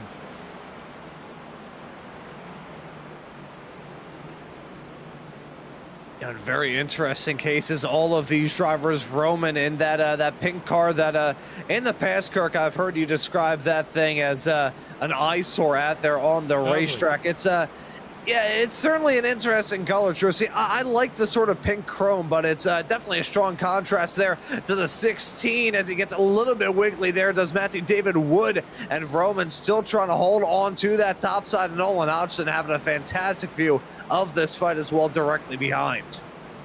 Just got to hang on to it, guys. This is a good little battle here for a top 10 spot. 3 wide, look out, 16's loose, drops back from 8th all the way now to 10th place. This is 12 car Nolan Hodgson tries the bottom, tries to get to the back bumper of Roman.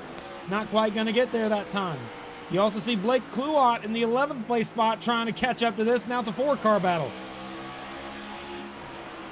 Oh, but right now the leader, I'm sorry to interrupt, the leader is stuck in this heavy traffic right now up towards the front of the field.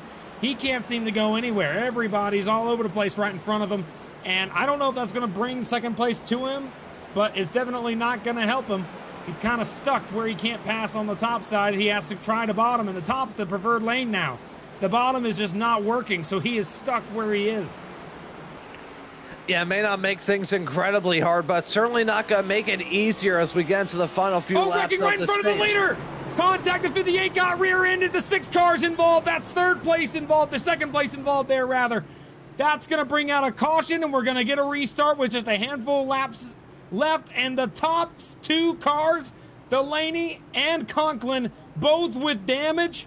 This is changing everything, folks. These cars are tanks, but I don't know if they got too bad of damage to worry about it. 58's back bumper's crumpled in right in front of him. Watch what happens with the 5 car. Comes up in front of the 73 of Mesnard, not clear, and right there, second place and the leader get damage. Let's ride on board with Delaney first, and then we'll ride on board with the 58.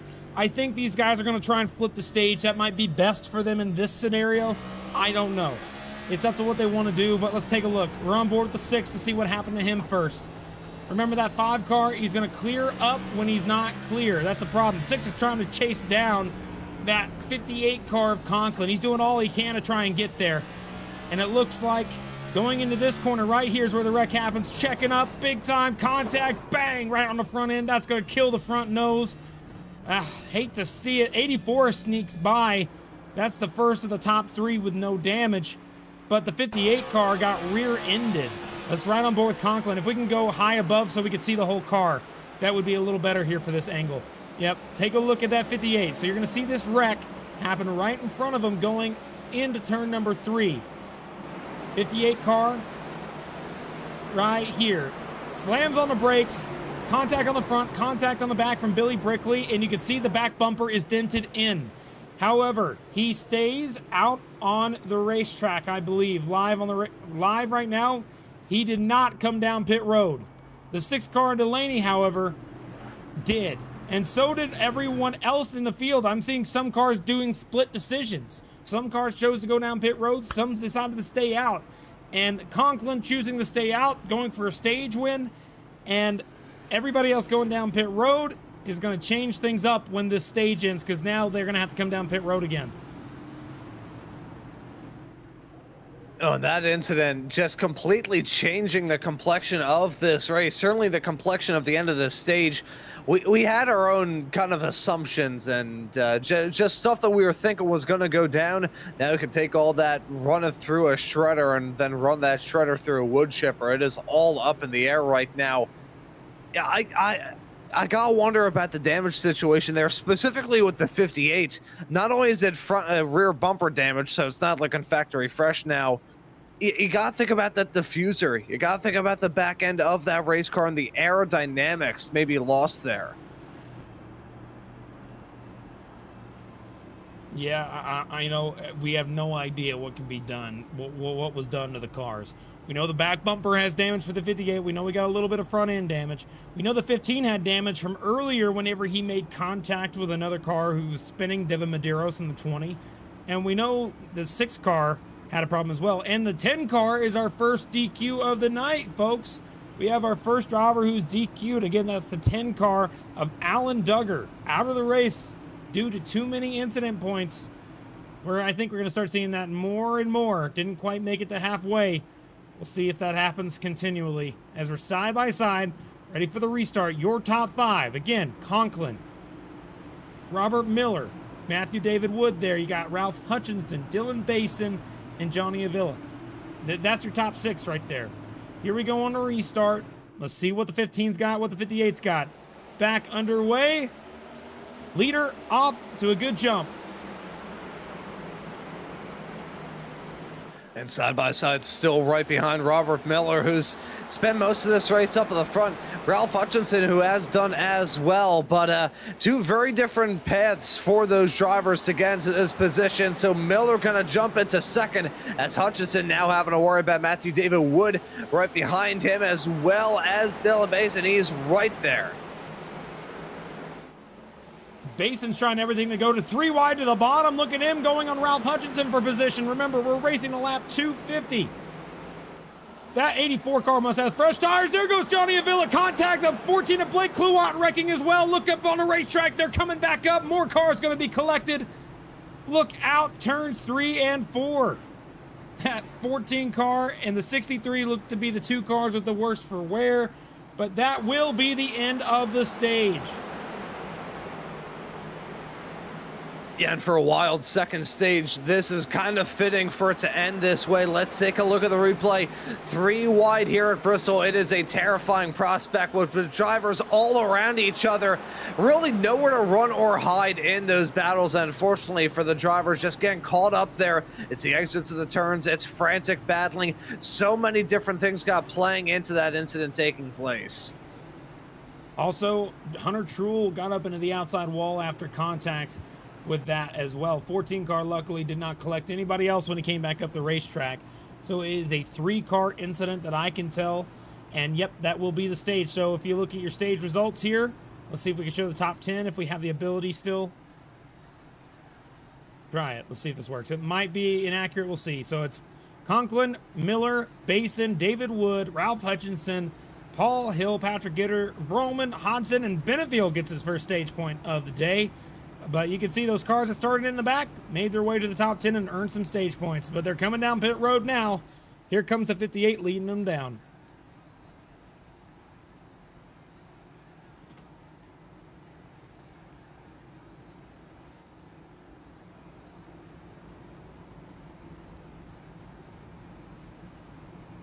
Whew, man, 250 laps.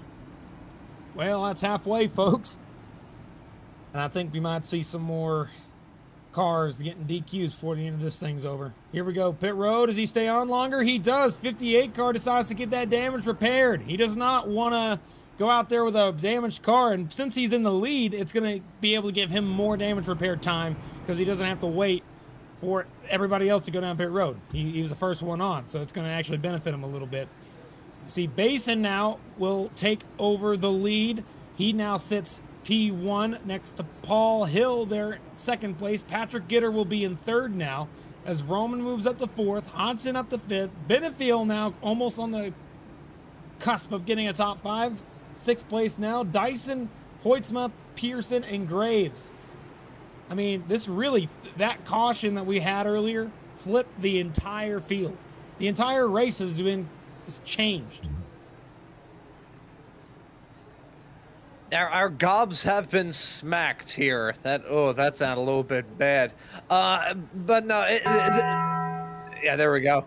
The complexion of this race has certainly been turned on its head here, Kirk, and it was only a matter of time before something like that took place. That's always kind of the deal here at Bristol.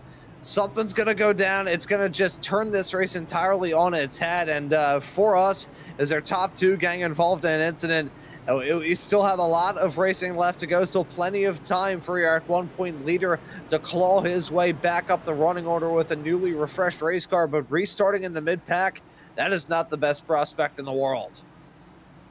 It is not. It is not. Absolutely. Here we go. Let's take a look at this restart. New people up towards the front. Cars on fresher tires in the back. Conklin's going to be restarting in 16th on the outside row. He's got a ways to go to get back up to the front. Let's see what happens. Back underway, inside line, great restart. Side by side for second with Paul Hill and Patrick Gitter.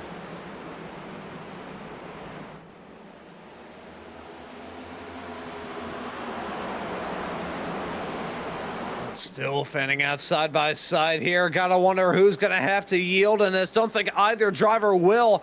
Paul Hill keeping it rolling, keeping that momentum going on that top side. They've also got Nicholas Roman right behind them, just applying that pressure, laying it on as thick as icing on a wedding cake. Top 5, 6 now. Oh, 26 of Paul Hill got real loose in the middle of 1 and 2. Jumps up out of the groove and loses a bunch of spots. Moves back outside to 5th place now as the top 5 have really separated out. We got the 2nd place on back all together, but the leader is gone. Basin is now over 2nd ahead.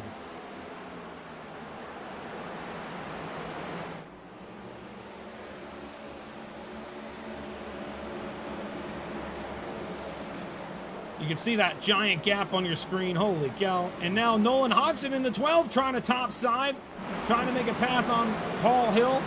Remember, Paul Hill and Nolan Hodgson are actually good friends. They were teammates last season. Oh, Contact 62's in a wall a little bit, just behind them, but these two are teammates. They seem to be running side by side yet again. And that 62 recovered well from his wall contact. He's doing fine. You can see back here Casey Graves, 71 of Truel up in the groove. Look out. I thought he was going to spin. He hung on to it. The only way you can avoid the spin is by going straight into the wall and holding it there. That's what the 71 did. Now he's getting passed for it. Hate to see it. But that 58 car, by the way, driver who's been dominating the race most of the day, he has now moved up almost to the top 10. He's on the cusp of getting to 11th place. Keep moving forward for that 58 car. Yes, as we see all that going on, we're hearing that MDW, the top running racer of that pitch strategy that we saw. Oh, no! Contact with the 41 and Kluot's involved. This 40 car of Medina, the 01, 71 DQ. 71's gone. 14 car involved, and yet another caution right in front, right as we were talking about on the 16 car. Just got loose right in front of the 58 car. Couldn't hang on to it.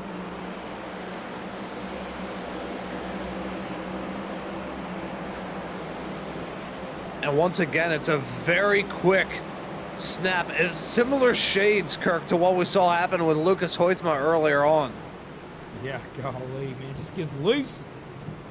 Hate to see that happen, but look at this. There's a little bit of frustration happening right now. If we go back a little bit, go to the 0-1.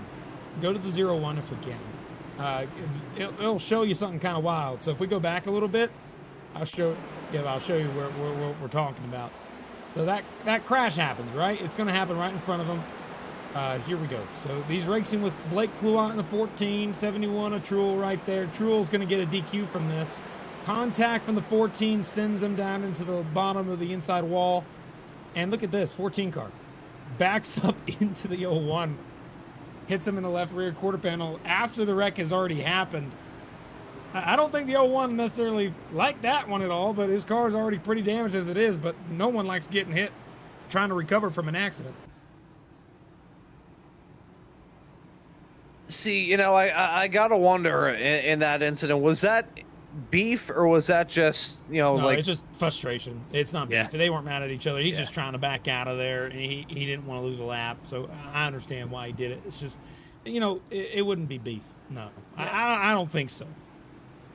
Yeah, I think when the incidents start to pile up for drivers, just that bit of frustration can break out there. You see these drivers going for the moves, and you know, it occasionally could just end in tears. And unfortunately, we've seen that break out for a lot of drivers.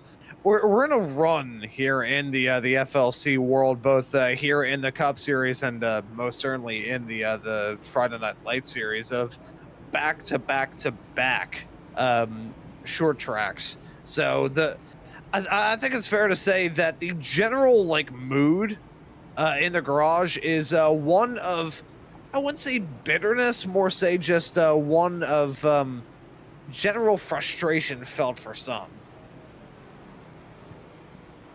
That can be a good way to describe it. You know, getting through these races, sometimes it takes a whole lot of talent, but sometimes it takes a whole lot of luck. I think it's a mixture of both. And we're about to get this restart. They're going to get doubled up for the restart here. Not much has changed up front. Still, it's Basin, Gitter, Vroman, Hodgson, and Benefield now. Ever since the end of Stage 2, that kind of changed the complexion of the race. That hasn't changed much since then. And you got Robert Miller in 6th, Paul Hill 7th, Lucas Hoytsma, great recovery to a top 10 spot in 8th. Then you can see the 58 of Conklin sitting 9th with Neil Pearson in 10th. That 58 car now is the front car on fresh tires. He also is the fastest car in the field. Oh, contact up ahead. Benefield and no. We got some beef under caution here right now. 15 car gives him a little rub in the middle of the corner there after the 83 hit him in the door. That's going to be some entertainment. I like that. All right. No harm, no foul. Here we go for the restart. 84 on the bottom, 21 on the top. Back underway. Oh, and they're stacking up big time already. Nolan Hodgson getting a big checkup from the 15 of Robert Miller. As you can see everybody else right in front of them, single filing out. The drivers behind those sensing an opportunity, going side by side with everybody, as Adam Benefield certainly sensing a good opportunity to try and stick it to the 15. Ooh, man, this is good. Take a look who's on the back bumper in the top 5 now. Here comes the 58 of Conklin again on the outside of Adam Benefield. He's going to fly on by. Still battling, but it looks like he's got it that time by. That puts him up to 6th. He has a chance to go for 5th right here on the inside of the 15. Not quite clear yet. Going to keep battling, but that 58 car is on a mission. He wants to get back up to the front, and once he does, he has a tire advantage.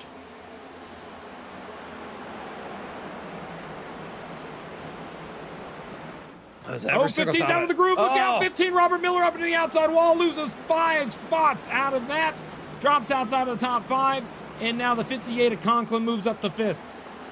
I was just going to say, I don't have a good feeling about that 15. He's been very, very comfortable on that top side. It looks like that's his preferred lane, but oh no, that's such a fine line. One small mistake, even a couple of inches, and you're dead.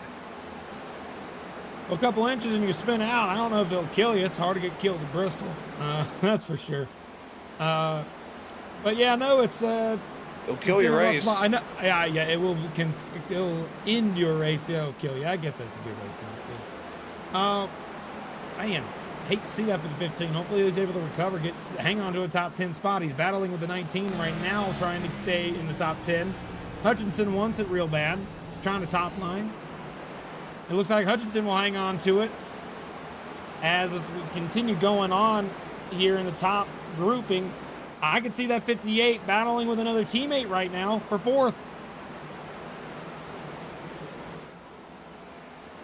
He's trying every move. Funky.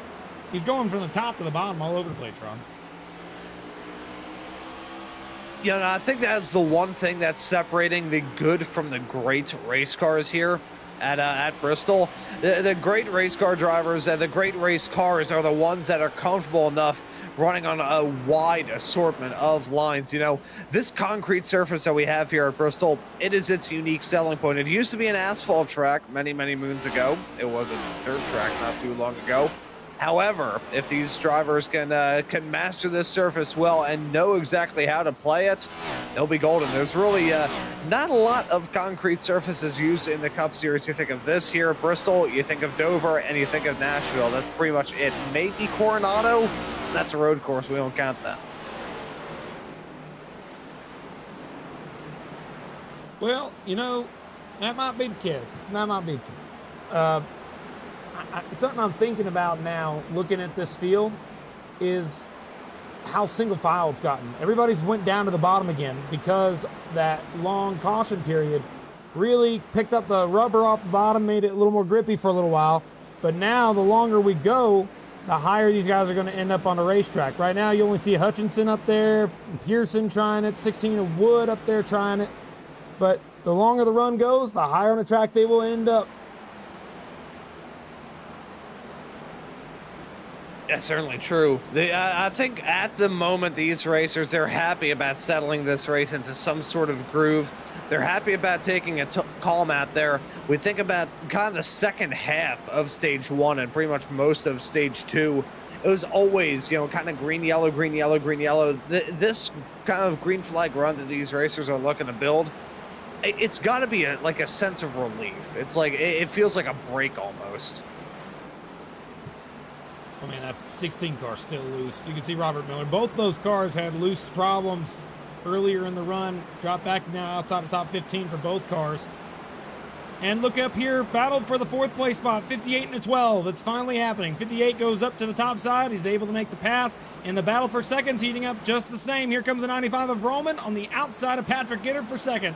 He's going to go ahead and make that pass work very easy on the exit as the top line is here and it's coming in. Yeah, finally, a little bit of rubber getting built up. These racers building that comfort up too.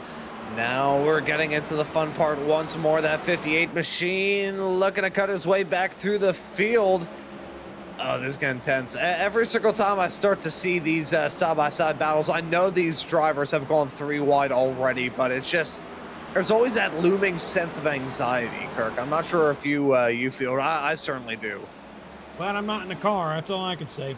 I found that out yesterday, and my heart just cannot handle it. Cannot handle the stresses these guys go through anymore.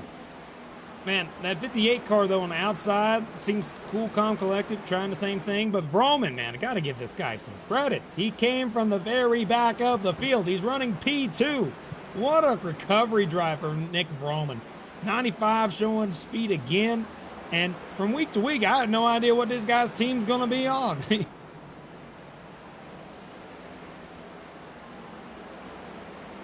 Yeah, but you know, team names may be one thing, but results speak for themselves. So that 95 machine currently holding on to a very good spot. We'll have to see if he can hold on to it as we get towards the end. But Roman very, very quick so far. 5th at the moment in season points. He's been fast.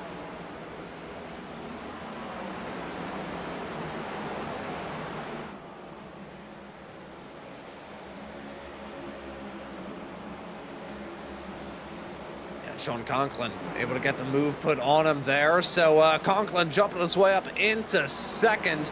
We've been expecting the number 58 to make his way through, and make his way through he has. Now it's back to that Ryko 1-2, Kirk. We've been expecting these drivers to be back 1-2 for a little while, but Roman did give him a little bit of a fight. I think my microphone cut out. We good? Am I back? Yep, we're good. We got you 5x5. Sorry about that, dude. Oh my goodness, don't know why that happened. Take me off. 58 car. I was saying about Vroman. What was the last thing you heard me say, Ron? Vroman. Oh, that's it. All right, yeah. What I was saying is Roman came from the very back. He was running P2 when I was talking about it. He now dropped back to P3 after Conklin got by. Cautions out on the racetrack, wrecking off of turn number 2 again. 30 car and the 48. That's the Tyler Hunter machine and William Owens facing the wrong way. EPI and precision entries.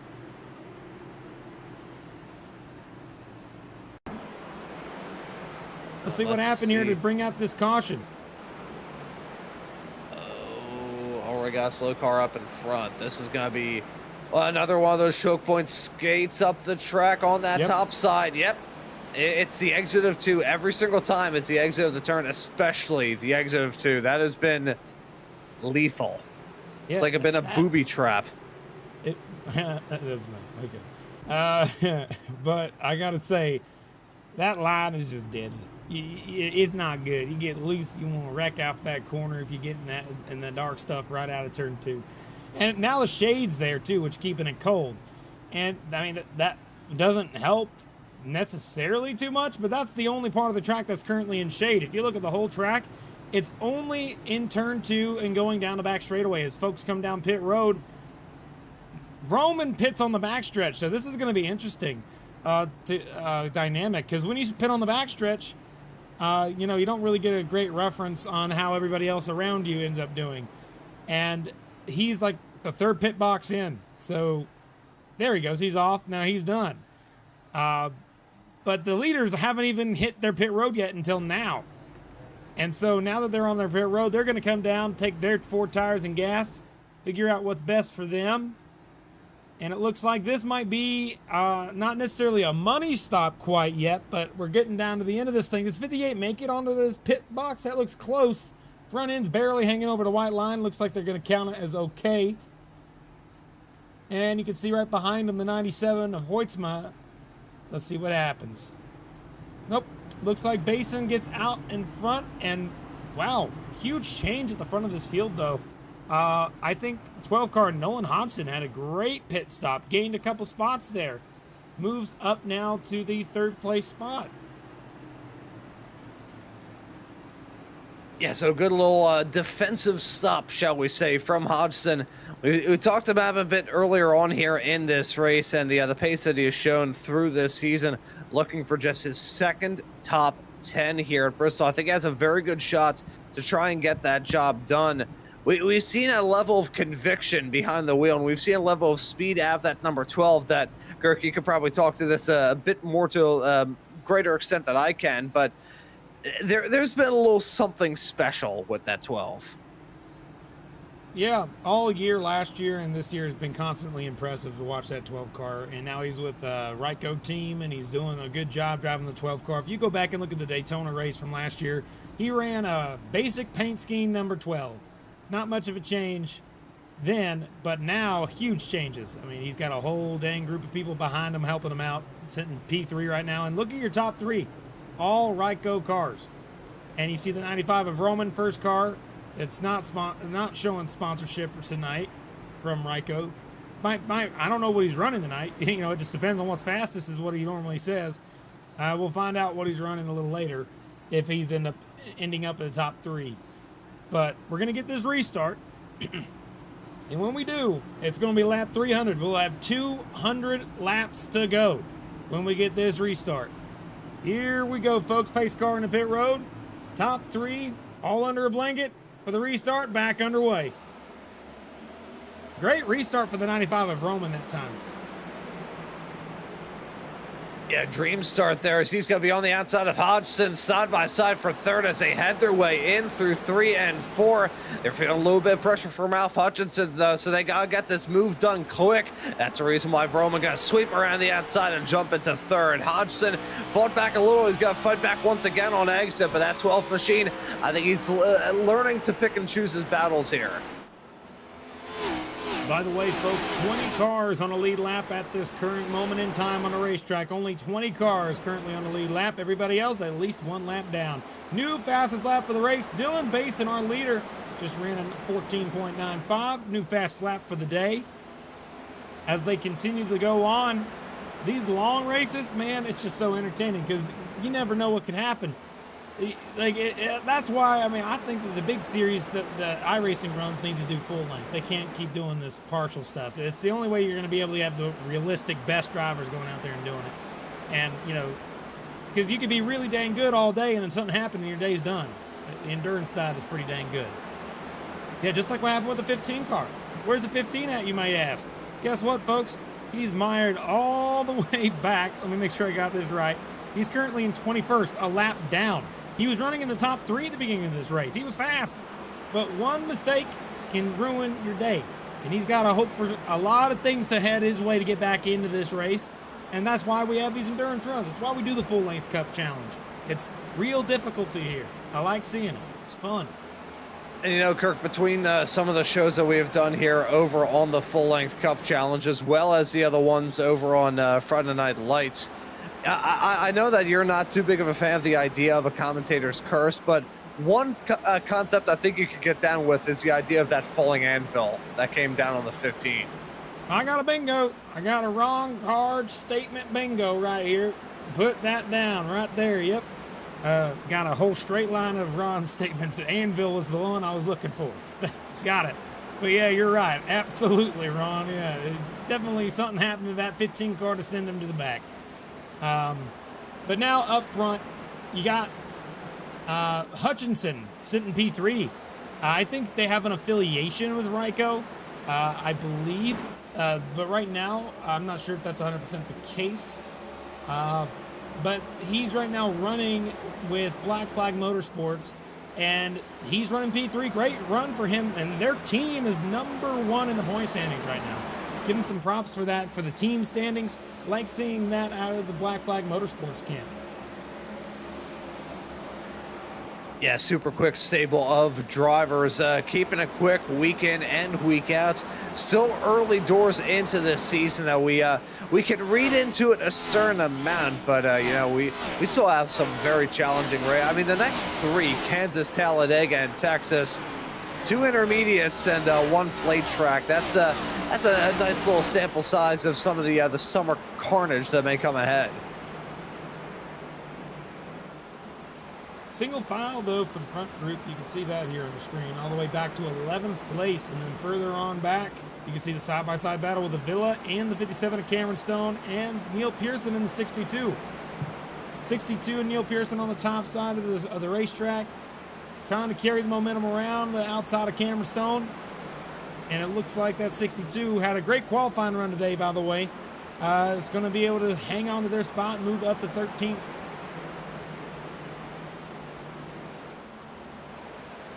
And as an update for folks, looks like Roman is running with Team Conti today, is at least the preliminary report we're getting. So that is the first car that I've seen so far today with that group here in the 95. Let's see, where's he running right now? looks like Vroman is running P4, but he's under fire from 12 and Nolan Hodgson on the back bumper there. Yeah, but either way, he is very, very quick. That pink car, it may not be in everybody's favorites, but he's certainly a favorite to get a good result here. He's shown some speed. He has shown some pace here for sure. Holding on to a spot inside the top 5 with 184 laps left to go. At this point, you got to play a defensive game. You got to look in your rearview mirror a lot, figure out, okay, how's this going to go down? There's so much that these drivers have to deal with. It is a very, very light balancing act that they have to try and hit. I say the phrase juggling chainsaws a lot, but when it comes to the track evolution, when it comes to the battles, the lap traffic, the pit stops, these drivers are really juggling chainsaws. Oh, got another bingo. Juggling chainsaws. Got it. Yep. There we go. Ron bingo. Anybody playing at home, you might get another bingo. We'll find out. Oh no, what is your an award for winning my bingo? Oh no, you win a bag of cookies. I think it's more of a punishment for playing the game in the first place.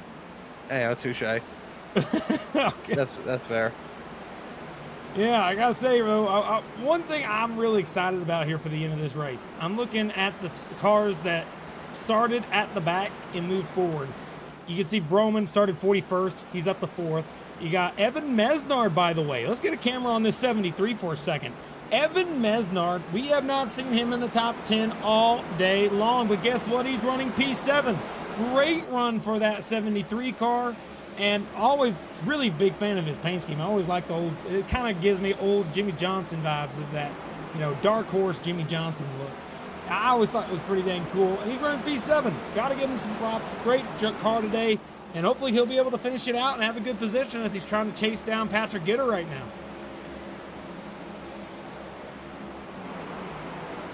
Yeah, that is a very sharp-looking race car, ain't it? It's some simple colors, but sometimes simple is best. We continue to see the battles going on out there on the racetrack. The driver right up in front, though, Patrick Gitter. Well, I'll give some love to him. That number 21 car has been, I wouldn't say he's been the main star, but he's definitely been part of the supporting cast throughout tonight. He's been able to put on a smooth performance in that number 21 machine.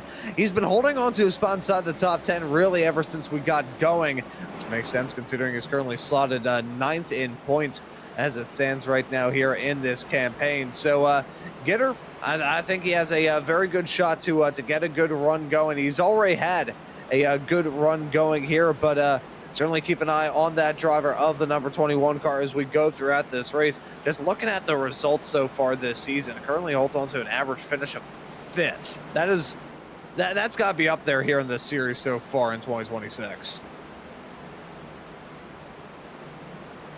Very, very competitive, and you could say that for sure.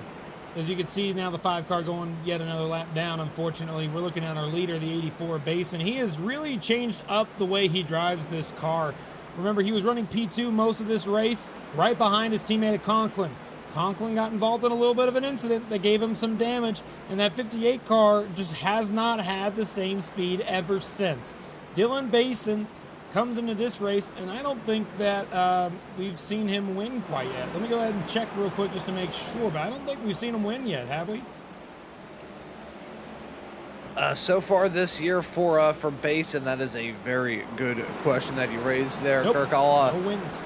Nope, no wins. He has not. Well, caution's out on the racetrack. Turn. Oh, it's the 19 of Hutchinson around, up against the outside wall. Something happened up in the front of the group. He was running P3, I believe. What happened to the 19? Looks like he's running kind of all by his lonesome as that 40 car right up in front. And, oh no, don't tell me it's just that bad pocket of sadness. Ah! Oh, it's the Kyle Busch treatment. Oh, if anyone gets that reference, it's unfortunate, but that's the truth of the matter. Golly.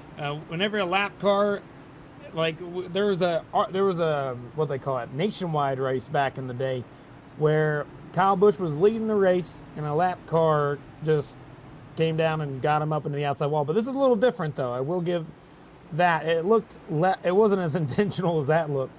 But, That's unfortunate for the 19. He was having a great day, but now things change. This could be a money stop, folks. If we stay green to the end, absolutely could be. Here we go. Folks coming down pit road for what could be second to last or last time, depending on how cautions end up. Top two, remember teammates, and damage that is still on the 58 car might be repaired, might not, might still have some problems. Looking at the 58 car now, Sean Conklin, that card still doesn't look necessarily perfect in the rear, but it is probably still going to need some more damage to get that taken care of. Less damage, more damage repair to get it taken care of. 84 in the box, 58 goes straight into the box as well.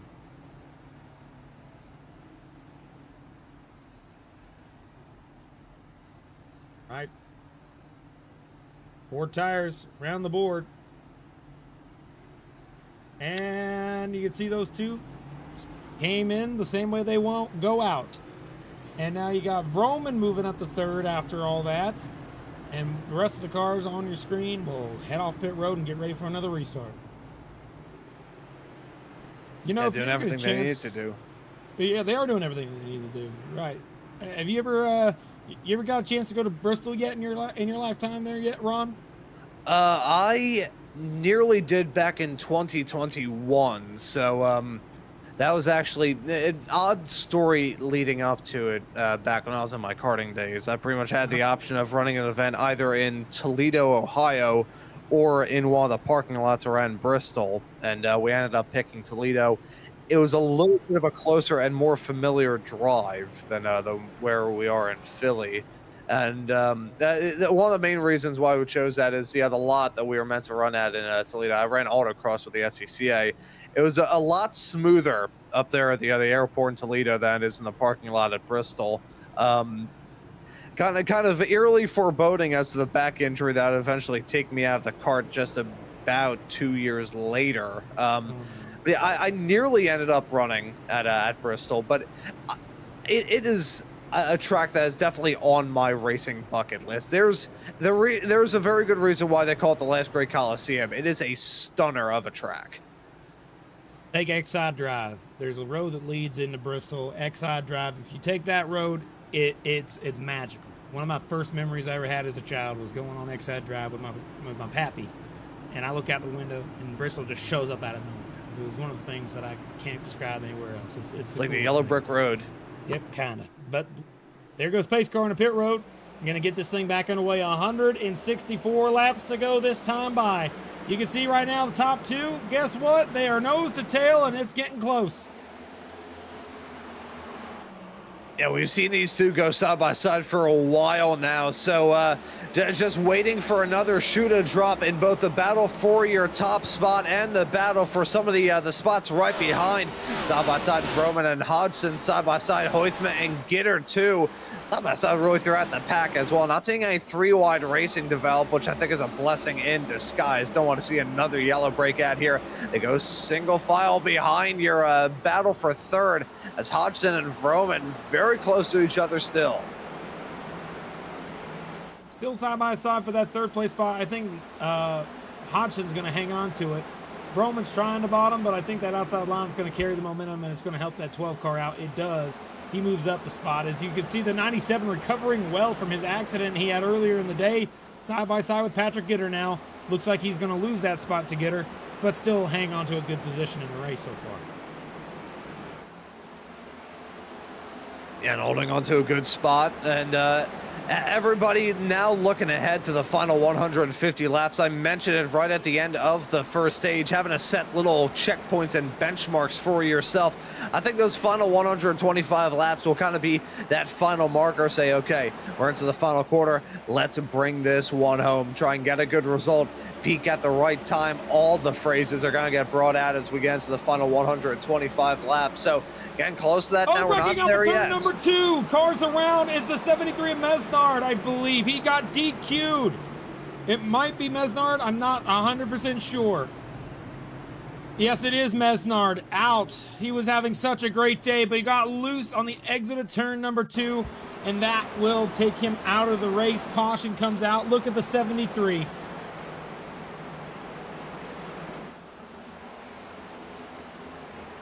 He was in a great spot, Ron. He had a good shot. Just got loose. Right. We saw that with the 97, with the 16. And this time, 5 car also got a little bit of damage there on the back straightaway, but just a 2-car light incident there. And I hate to see that for the 73. I do. How did we end up there? That was interesting. We just, yeah, that broke the immersion a little bit, don't you think? Oh my gosh. Oh, it's fine. It's fine. I just gotta say now, here we go for this next restart. Let's take a look. Man, these Ryko cars have just been 1, 2, 3 for the last handful of restarts. Not perfectly 1, 2, 3, but no one has really recovered to get up to this little group. And, you know, you got to give all these top 2 especially. They've been leading this entire thing. First half was from the 58, second half Basin. But it's not every day you get to see, you know, teammates up front constantly battling for wins. It happens sometimes, and it's fun to watch. And we've seen it before with, like, Benefiel and Hicksonball when they're running in the Friday Night Lights series. You see it here as well with teammates. Dyson goes involved with racing with Benefiel sometimes up towards the front. And you're going to constantly see drivers that are just that much better when they run around their teammates because they respect, they respect the heck out of them and they don't want to wreck their own teammates. So they'll still race hard, but they're not going to, take them out. And if they do, it's kind of a dramatic moment, don't you think, Ron? Yeah, it certainly is a dramatic moment. And now for something completely different, though. We saw that view outside of Bristol. That's exactly what it's like being on the shores down in Center City around Penn's Landing and looking across the river to New Jersey. That's exactly what the view is, just like an empty wasteland. Oh, can you tell me how a person from New Jersey says New Jersey? There are certain words that we cannot say on the air. Noisy? You can't say that word? Noisy. They would sprinkle in some added vocabulary into that. I'm not sure we can say here. A fun little fact about me. I remember. So outside these broadcasts, I make videos about racing history, and one of them was talking about an old IndyCar race that was held up in the Meadowlands back in the '80s. And I started that video by calling New Jersey a 6,823 square mile landfill or whatever. And the person in the comment section did not have a... See, New Jersey has an abundance of landfills. That is a confirmed fact. The Deptford dump is a thing. And that person did not take very kindly to calling New Jersey a massive landfill. Well, I'm a fan of America. All right, I love America where you can go outside into the middle of nowhere and just start shooting off guns. And then you go ahead and see a bald eagle fly overhead. It's America, baby. And the problem with New Jersey, it's the other people shooting their guns at you. Oh, that's a problem. Good. Okay. Let's keep going. Let's keep freaking going, okay? We're American here. Let's do this all together. 84 on the top, 58 on the bottom. Here's a restart. First time seeing a car restart on the top, and what a decision it was. It worked out big time for the 84. All right, keep an eye on that because I think that's going to reoccur. I think we might see that outside line restart more often because that was really good.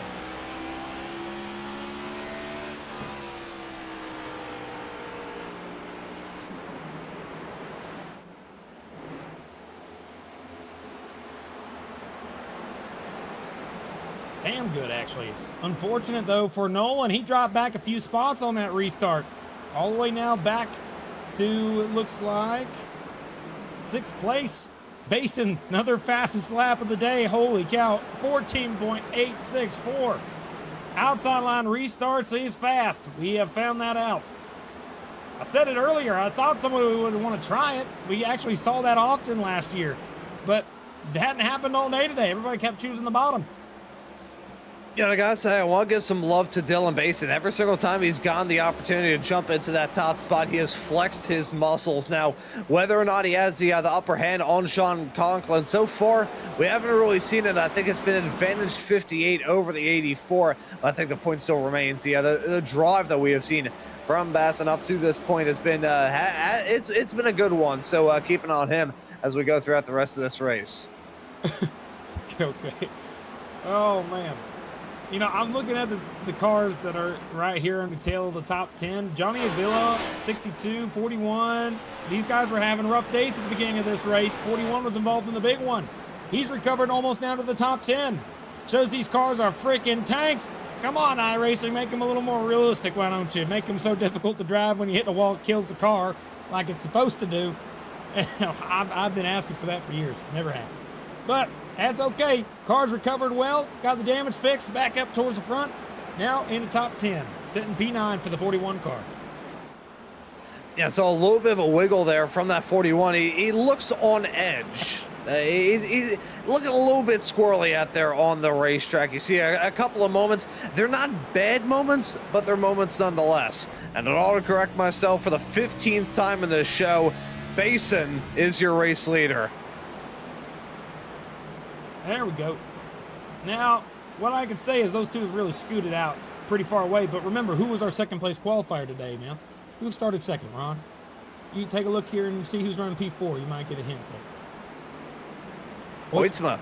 After that moment, he's come back. After that absolute disaster for him, had that huge sideways moment, and we were thinking that he maybe would have been done for, and had some circumstances befallen him a little bit worse in that incident. He could have very well been done for, but he's been able to fight back. We see a level of grit and tenacity at that number 97, and some speed here as well at Bristol.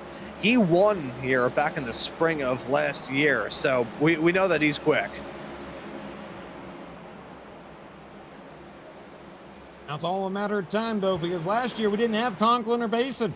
Now they're here, and they have made statements the last 3 weeks that short tracks, Darlington, we saw him dominate, saw him do really well at Martinsville until the accident, and then here at Bristol, it is happening again.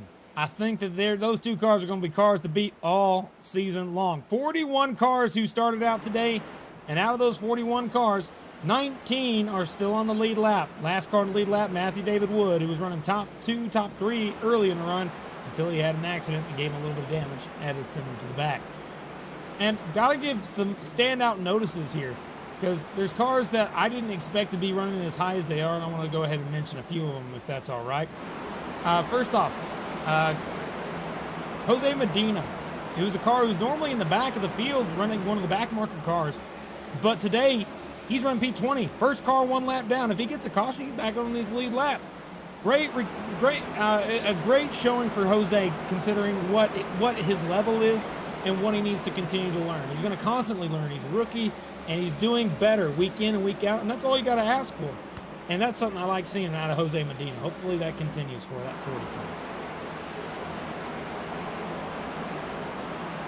And I've gotten to cover Medina a couple of times here in this series, just hopping into the booth from time to time, and I do like what I'm seeing from that car. It's also, you know, nice little paint scheme out there on the racetrack. That's a flashback to various different cars throughout racing history. But the 40 holding on to P20 as it stands right now is the other 19 of Ralph Hutchinson all around him right now. That 19 that we saw up towards the front, he's still got some good speed, but I think at the moment he's just been stuck in the malaise of this backpack battle, and hasn't really been able to cut his way through the field in the way that he had in mind. For racers up towards the front, one small little setback like that, I wouldn't say it's a game ender, but it changes it up quite a lot. You got to worry about the dirty air a little bit more. You're racing around drivers that you either don't usually race around or haven't raced around thus far. So for that 19, it's a tough road ahead to try and claw his way back up. I'm looking out throughout the entire top 10 cars right now here, Ron. There is not a single car that's close to each other. These guys are all kind of starting to spread out. Like, there's at least 3 car lengths between each of the cars in the top 10. And further on back is where the battles continue to be just 2 or 3 car lengths between the cars. I'm not seeing too many side-by-side battles anywhere on a racetrack. This is very unusual compared to what we saw at the beginning of this race. But that's about to change. Here comes the 14 of Kluot. He's in the 13th spot trying to make a pass on the 4-car DeCiani. He went way up the track to try and make a pass last time by. Almost went up in the marbles, couldn't get it done, and now he's trying everything he can to get by DeCiani for 12th.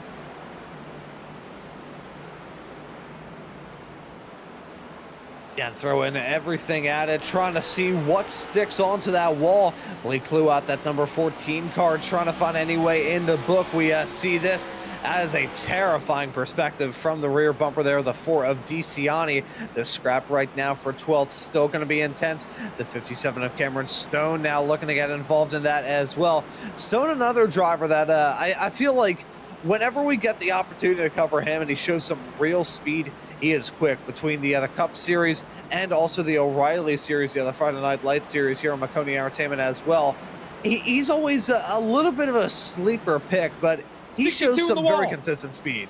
Sorry to interrupt you on the front straightaway. 62 got up into the outside wall near Neil Pearson, falling back now. He went up into that loose stuff, got real loose, aimed it at the wall, hit the wall, and lost a little bit of ground there. He's going the wrong direction. But one car going the right direction, Robert Miller. Remember, he was a lap down last time we talked about him. Now he is running on the lead lap, just about to crack the top 15 and trying to head towards the top 10. That 15 car still has speed. He's got some of that damage repaired, and now he's just got to make his way through the chaos.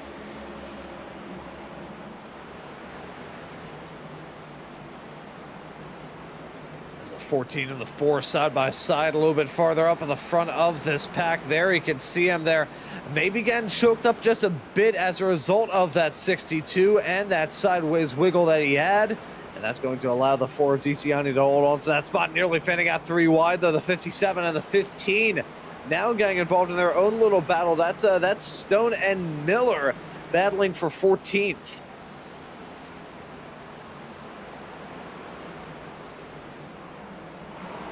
Still side by side, Stone on the top. Haven't talked about him much today. He's been kind of mired back outside the top 15, but today, not doing too shabby. Just now got into the top 15 side by side with Miller, though. You see the 4 car up easy up out of the groove. Look out, 4 car. He kept the car straight. Wow. It's amazing when any car can go through that section and not spin the car out. It's just so loose up there. And the 4 car got up in that bad section and still ended up doing just fine.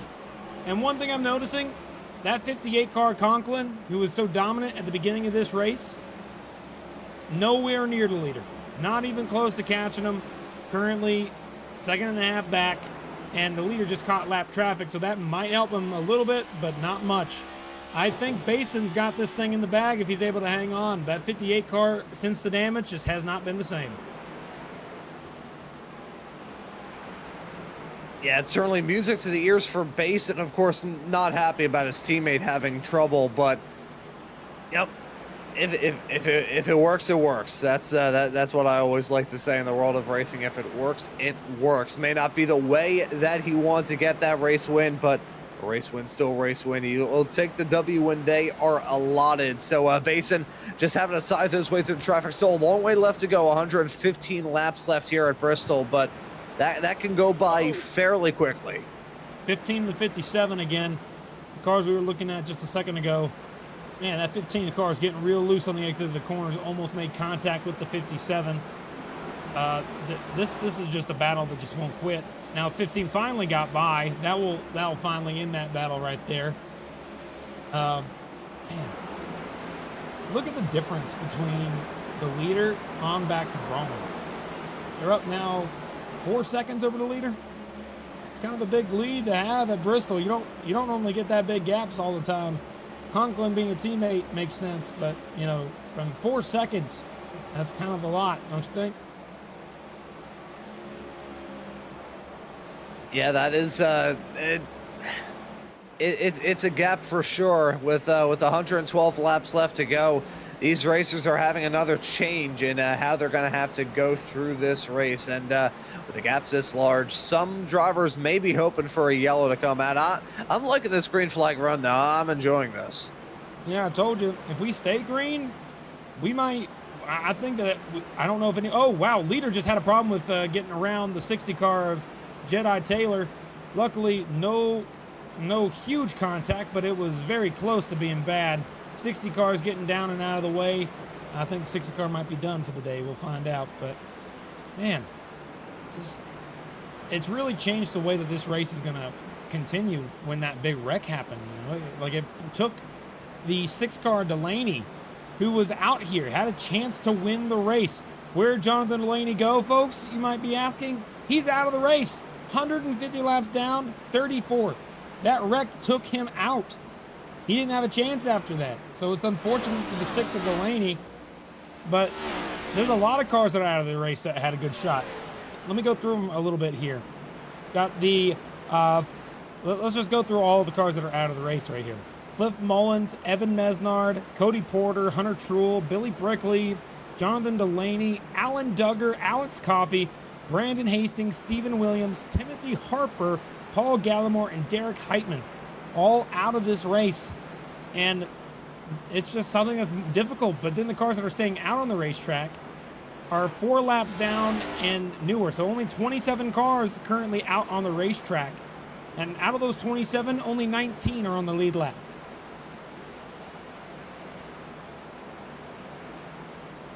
You know, it is a Bristol race. You've got a lot of drivers falling out, lots of racers running into trouble. And I will, though, commend this field. Of all the Bristol races that I've covered, this has been smooth. Now, granted, we have had our periods of green, yellow, green, yellow, green, yellow, green, yellow. That goes without saying. We did have that for a long period of time. But, Kirk, all in all, I think this field and the other run that they've put on so far is commendable. They've given us some good battles. They haven't been taking it easy by any means. We've seen drivers go side by side and 3 wide with the latter of those 2 scenarios, sometimes ending in disaster. But all in all, this field has kept it rather smooth and rather clean for a Bristol race. Well, can we pull up a graphic real quick to show the gap between first and second for a second? I have a feeling, and I'd like to see that if we can. If we have the ability to show that gap. Once we see this, yep, let's see. We had it a second ago. There we go. Take a look at that number. What are you seeing? What are you seeing about Sean Conklin's lap times here? Oh, not that time, but before he was gaining perfect lap times, like very near identical lap times with basic. You don't get to see that every day, like near identically perfect lap times. I mean, even that last one was so dang close. That time, he gained a little bit more. Man, it's just, I think there's a chance he might be able to catch him, but the lap traffic's got to go his way. Yeah, no, it's all about the lap traffic. It's where you catch it. It's surfing in an odd way. You gotta catch the wave. If you can catch a good wave, you'll be feeling good. If not, you're gonna be feeling about as bad and crummy as one driver can feel. Let's see the lap times this time around, losing out on just a little bit of time. But I think all in all, Conklin he's keeping with it. He's keeping him honest for sure. So Basin hasn't been able to rest. He's had to go through this lap traffic. He knows that his teammate is looming right behind him. And for your championship points leader of Conklin, you know that he's going to try and get a shot at the lead again and get a shot at winning. But take a look here. Those times were fractions of a tenth of a second, positive and negative. It's not much. They are staying near identical, and if they are gaining, it's by half a tenth here, half a tenth there, half a tenth there. And then they lose some because of lap traffic. So you never know how it's going to work, but you can see on your screen, you're riding on board with the 58 of Conklin right now, trying to catch up to the back bumper of his teammate Basin, right in front of him. And it's just so difficult right now because then you got to deal with, of course, all this dirty air, and the closer you get, the harder it is to get there.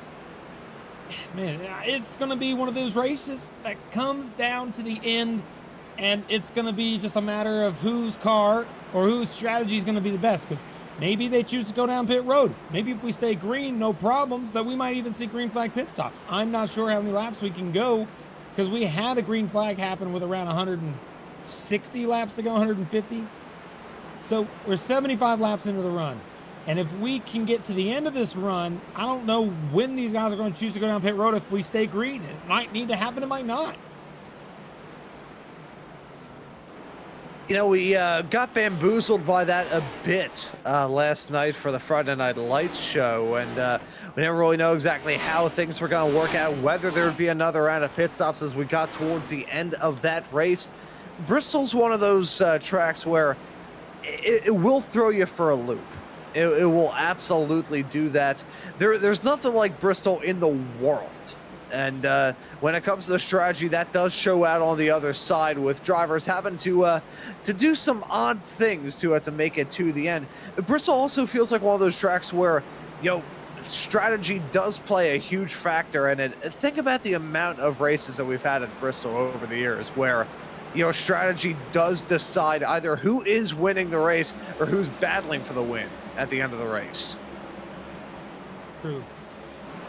Now, for a second here, I think I'm going to go down and talk to my correspondents who might be able to let me know exactly how many laps we got left. I got some guys that I trust to talk to and probably get an answer from about that.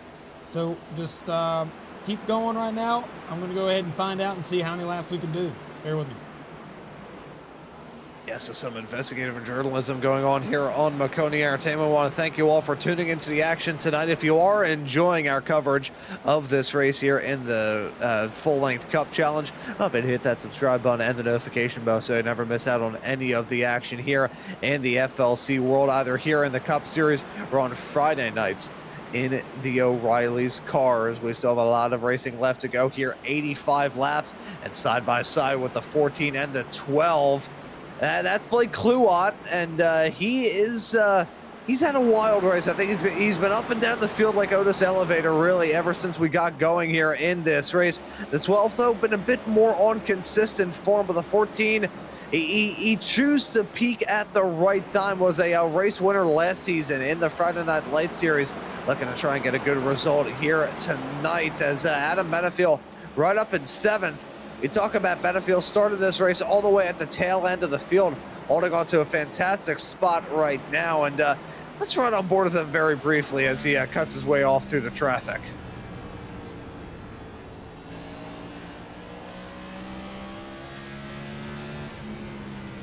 All right, as we see Benefield. Yeah, welcome back, Kirk. Have you gotten to the bottom of all the strategy? Yeah, there was a little contact, actually, but I do have some strategy notes as well, yes. Let's go ahead and talk about that here in just a second. Hang on a second. Let's see. I think the 12 car, Nolan Hodgson, had a problem. Yeah, where'd he go? 12 car's gone. Oh. He's a lap down now, 19th. He was just battling with Blake Kluot not too long a ago. Little further back. Here. Going on the outside of lap traffic here. Oh, small little tap against the wall. Nothing big. Oh, no, the 37. Oh, just slight contact sends him on. Oh, heavy contact with the 41. Dyson. No caution. How are we not under caution right now? That's the question I have. That was a big enough wreck to where that should have been a caution, don't you think? Yeah, that was a big sledgehammer shot for the both of them. So I am rather surprised as well, Kirk. Well, battle for the lead right now. Holy cow, it's closed up. I think that, by the way, they can make it on gas. I don't know about tire. That's the news I got. They can make it on gas, maybe not tire. Here comes a 58 to the bottom, 54 on the top. They're having to deal with lap traffic. There's Devin Medeiros there. He knows that he's got 2 leaders right on his 6. He goes to the top, 84 Basin, trying to make the bottom line to work, get by a lapper. Not going to work this time. Does the 58 make a move? Contact. Oh, he gives him the bumper, gives him the shot. Teammate bumper shot right there. Oh, no, though they are teammates, they're trying to battle for that same race win. They're battling for the same trophy here tonight. And right now it's looking like Conklin gonna stop at no end to take that race lead from his teammate as lap traffic gonna choke up that bottom lane a bit. He's got to jump up to the top size of 20 of Medeiros, I believe that is, holding up the 84 ever so slightly. So Basin having to worry about dealing with the lap traffic while having his teammate all over him. Man, oh, he gave him a shot. Oh, 84 spins up in front of the leader. He's sideways. Hang on to the car. Don't hit the attenuator. Caution is out. That was a iRacing thrown caution. It was not thrown by any admin. So what happened to the 12 was not considered a caution, but iRacing considered this to be a caution. Let's take a look at it. 84 gives the 20 a shot and just got sideways, and he drove that car out of the spin, saved the car. So he might still have a shot, but he's going to need to come down and take tires. Look at this. Drifting, uses the banking to his advancement, and that brings out a caution. I don't think he even lost very many spots, if any at all. Yeah, and I think the only things that were damaged in that were tires and slightly damaged ego, but that's pretty much it. So all in all, for an incident here at Bristol, that's probably the smoothest way that could have gone, is here come the pit stops. Yeah, that's actually a pretty dang good save. Got to give him props. 70 laps to go. This is going to be the money stop, folks. They're going to come down, get tires, no doubt about it. This is the money stop. You got to be good. 58 car is going to have a huge advantage. He's going to have a big advantage, actually, because he came down and he had a bunch of lappers between him and second place. So a huge advantage for that 58, as the rest of the cars, they're going to come down and take care of their tire sets. Nolan Hodgson's going to take the wave around, so he's going to try and get back on the lead lap, which is exactly what he's doing. You see him and Cliff Mullins doing that. As the 58 goes on pit road, I would highly doubt anyone beating that 58 off pit road unless they pull some sort of strategy. A little bit of strategery, a little bit of chicanery. We'll have to see. I think that 58, as you just said, Kirk, he's going to exit out with that top spot, and here he goes. Oh, that timed out perfectly. Yeah, it sure did. And then the rest of the field. There we go. That's what I got. I like my sound effects. I use them every now and again when I get bored. All right. 70 to go. And guess what, folks? When he crosses the line, 69 laps to go, folks. 69 laps to go. Nice. That's it. It's nice. Oh, man. We got the 69 laps in the race and 69 to go. That's nice. Okay, good. All right.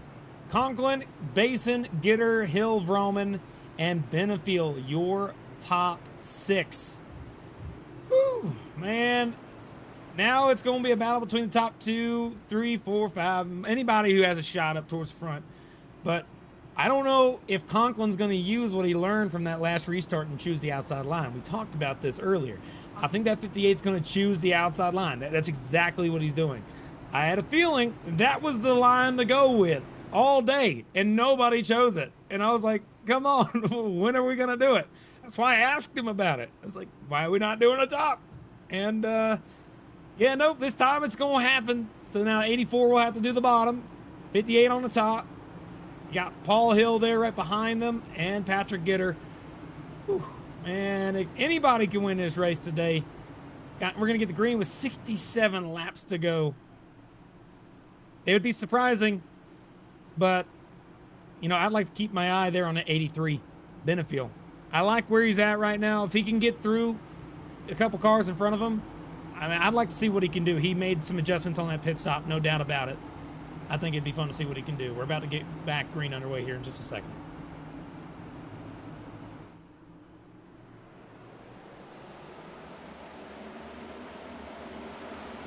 Not a good restart there at all. That's going to choke up that top side quite a lot. Paul Hill really squirrely as he goosed it up on the throttle, and Benefiel falling off into the clutches of an ensuing pack right behind. So now you can see it. Oh, Benefiel got a little loose that time. Now here comes the 14 of Kluon on the bottom, trying to continue that run up towards the front. Oh man, this is just getting closer and closer to the end, getting squeezed. Top 6 single file now as battle for 8th on back.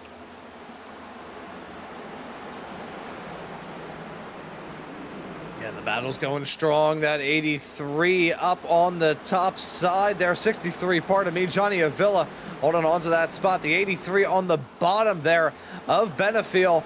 Lots of cars with lots of similar numbers out there on the racetrack, still running strong. The 63 right behind the 83 is a 63 being tailed by the 62. Okay, folks. Oh, not clear. He almost turned himself. Hang on to it, pal. Luckily, Avila backed out of it. Still, oh, wow, 62's loose. Everybody's bouncing all over the place in the back. Oh, Kluot's pushing the 62 up out of the groove. He's into the wall. Contact with the 62. He's off the pace. Way in the back. Loses a lot of spots. Neil Pearson gets put up out of the groove, and he has a broken toe link.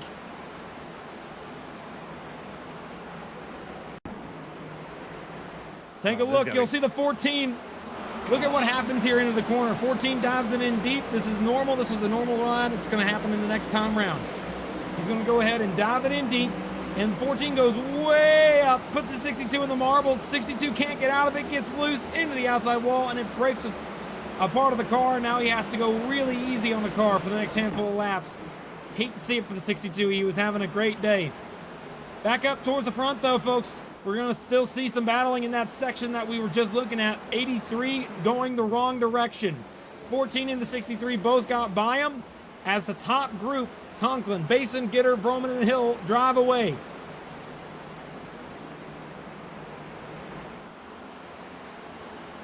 For the 14 at Kluwad. We know that Blake Kluwad can be aggressive at times, and I think he's going to bring up that aggression here as he nearly punches it out there onto the outside. I thought that was going to end in tears as they had their way out of the turn.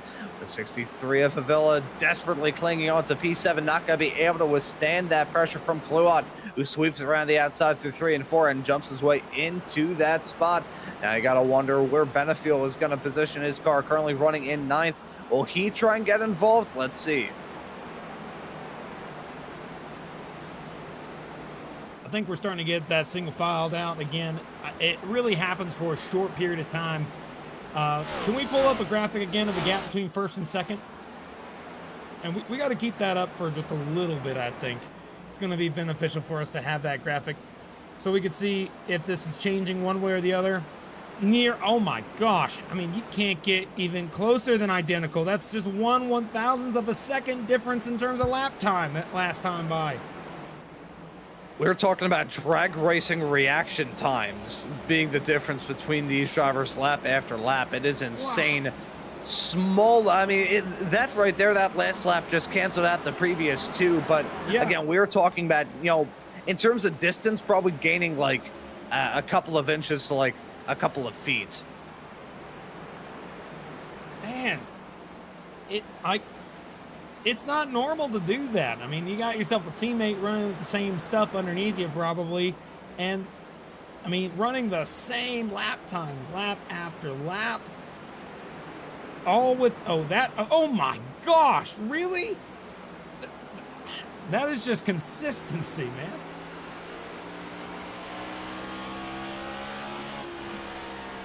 Yeah, that's consistency and comfort. Yeah, let's see this time. We'll have to do like an over-under of like lap by lap. I'm going to say over-under 17.5 thousandths. Yeah, I mean, I haven't seen it be more than a 10th yet. Yeah, they're all running within the same 10th of a second. It's just 10 laps in. Normally there's a mistake. Normally there's something changing. 58 just ran a different line. That actually might make it more than a 10th this time. I think he may have gained a little bit of time. Let's see. Yeah, it was more than a 10th that time because he had to deal with the lap traffic. Went up on the top side, and it made him faster. So that top line's faster, but they're trying to save their stuff for the right moment. Also, they're going to catch their teammate here in the 12 car, Nolan Hodgson, who took the wave around. He's going to have old tires. You see him up there in the front of the windscreen. And I think that 12 car is desperately needing a caution right now. He needs it now.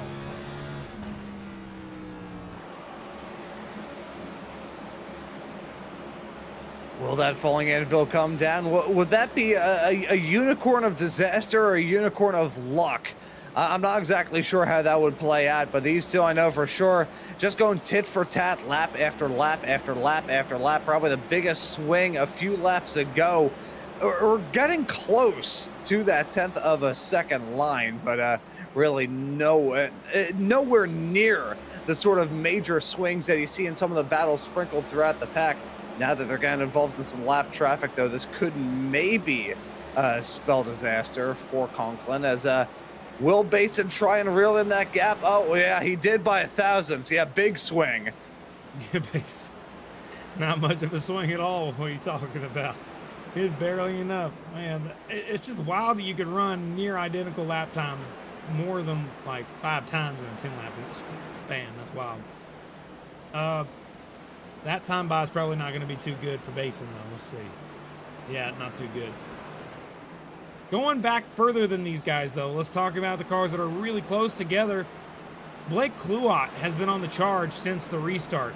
He got by Lucas Hoytsma. He's all over the back bumper of Paul Hill now, going for the 5th place spot, a top 5 finishing position if he's able to get it.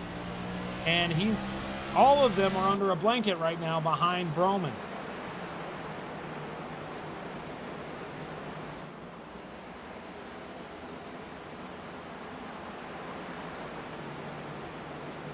You know what we're seeing right now, Kirk, I think is 14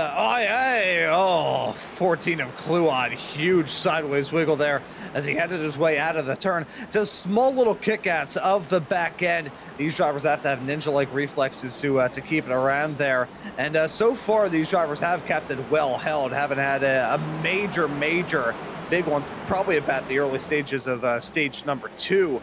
But no, the point that I was going to raise is kind of bouncing off the discussion about those incidents that played out a little bit earlier on. Do you think that's maybe coming out on the back end? These drivers just thinking, okay, there's already been so much drama thus far here tonight. Let's just try and bring it home, he said, as we nearly see a bump and run attempted there from Vroman on Hill. With that lap traffic involved, that wouldn't even be a bump and run. That would have been a shoot and run. Yeah, you know, bump and runs, boot and shoot, boot and scoot. There you go, boot and scoot. There Boot, you go. scoot, and boogie. That's it. Yeah, that's it. All right, look at Paul Hill. He's go ahead and going to the inside of Vroman. He's going to go ahead and give him a shot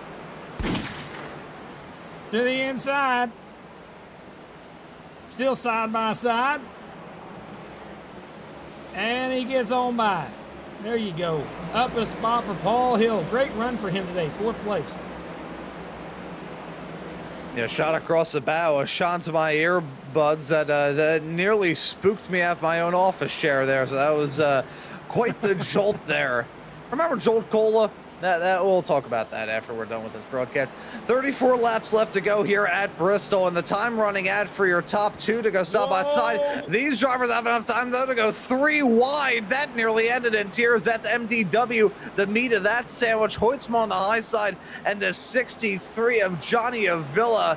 It'd been a while since we saw 3 wide racing, and that's for a good reason. 3 wide racing at Bristol, it's like sleeping on a bed of nails. Not to mention, like that group of cars, they had problems today. These guys have gone from the back to the front just like that. 17 cars on the lead lap. Some of them were running outside of the top 30 at points of this race. And now they've recovered to get top 10 positions. I love seeing that. Battle of endurance. 30 laps to go and the leaders hit the start-finish line. And Conklin seems to be running away with it so far. Not even an inch in the rear view mirror seeing any other car. You can see way out there is his teammate, just about a second behind. But that gap has been growing, not shrinking anymore. So that is the gap, and it will continue to change from lap to lap. Fight games that time, though, before you run. Yeah, massive gains. We went from 1,000 to 2,000ths of a second. Man, we're climbing up there in the world. It's gone. But yeah, there we go.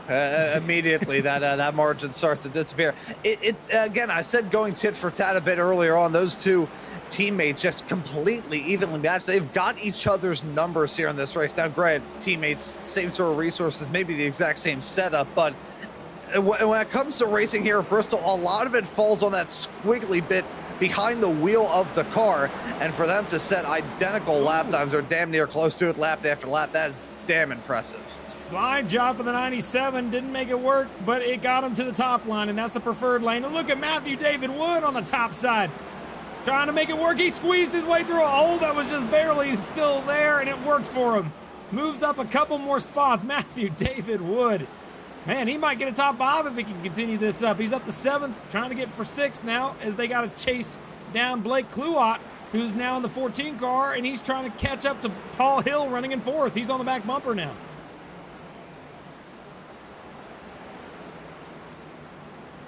And keeping it tight-knit and close. These little battles that we've got just sprinkled throughout the field is is what's keeping these racers on edge, even for the racers up at the front. They're maybe thinking, okay, let's just have a clean, smooth run through to the end. 23 laps left to go. Let's run them all under green flag conditions. Right now, though, we've still got battles sprinkled throughout the pack, and here's one of them, Blake Kluwat. I think I said this as you're out doing your investigative journalism, Kirk. He's been up and down the field like Otis Elevator. He has had a wild race.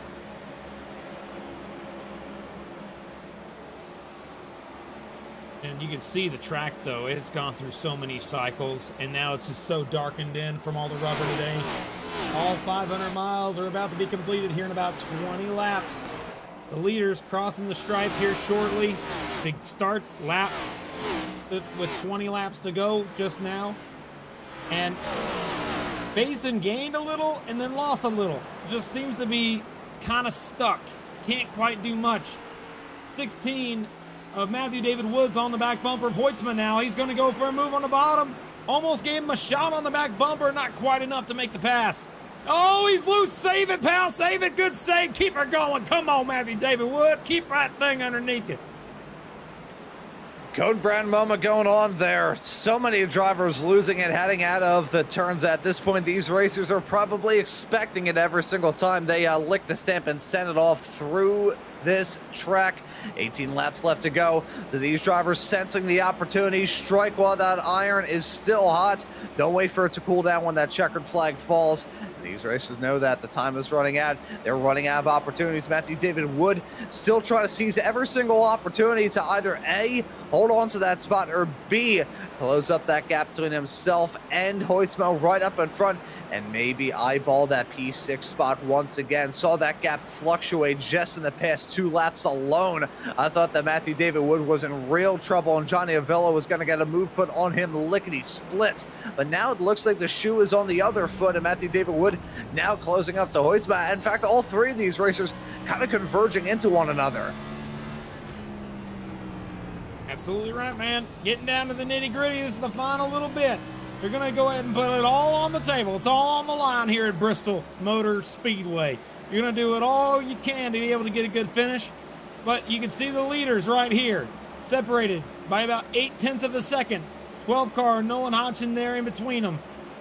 That is a lap down car, not going to be involved there. He's going to get down and out of the way, allow the 84 to go on by, and now Conklin and Basin try everything they can to try and win this race, and it looks like they have no challengers. Nearest car is Patrick Gitter, 3 seconds back.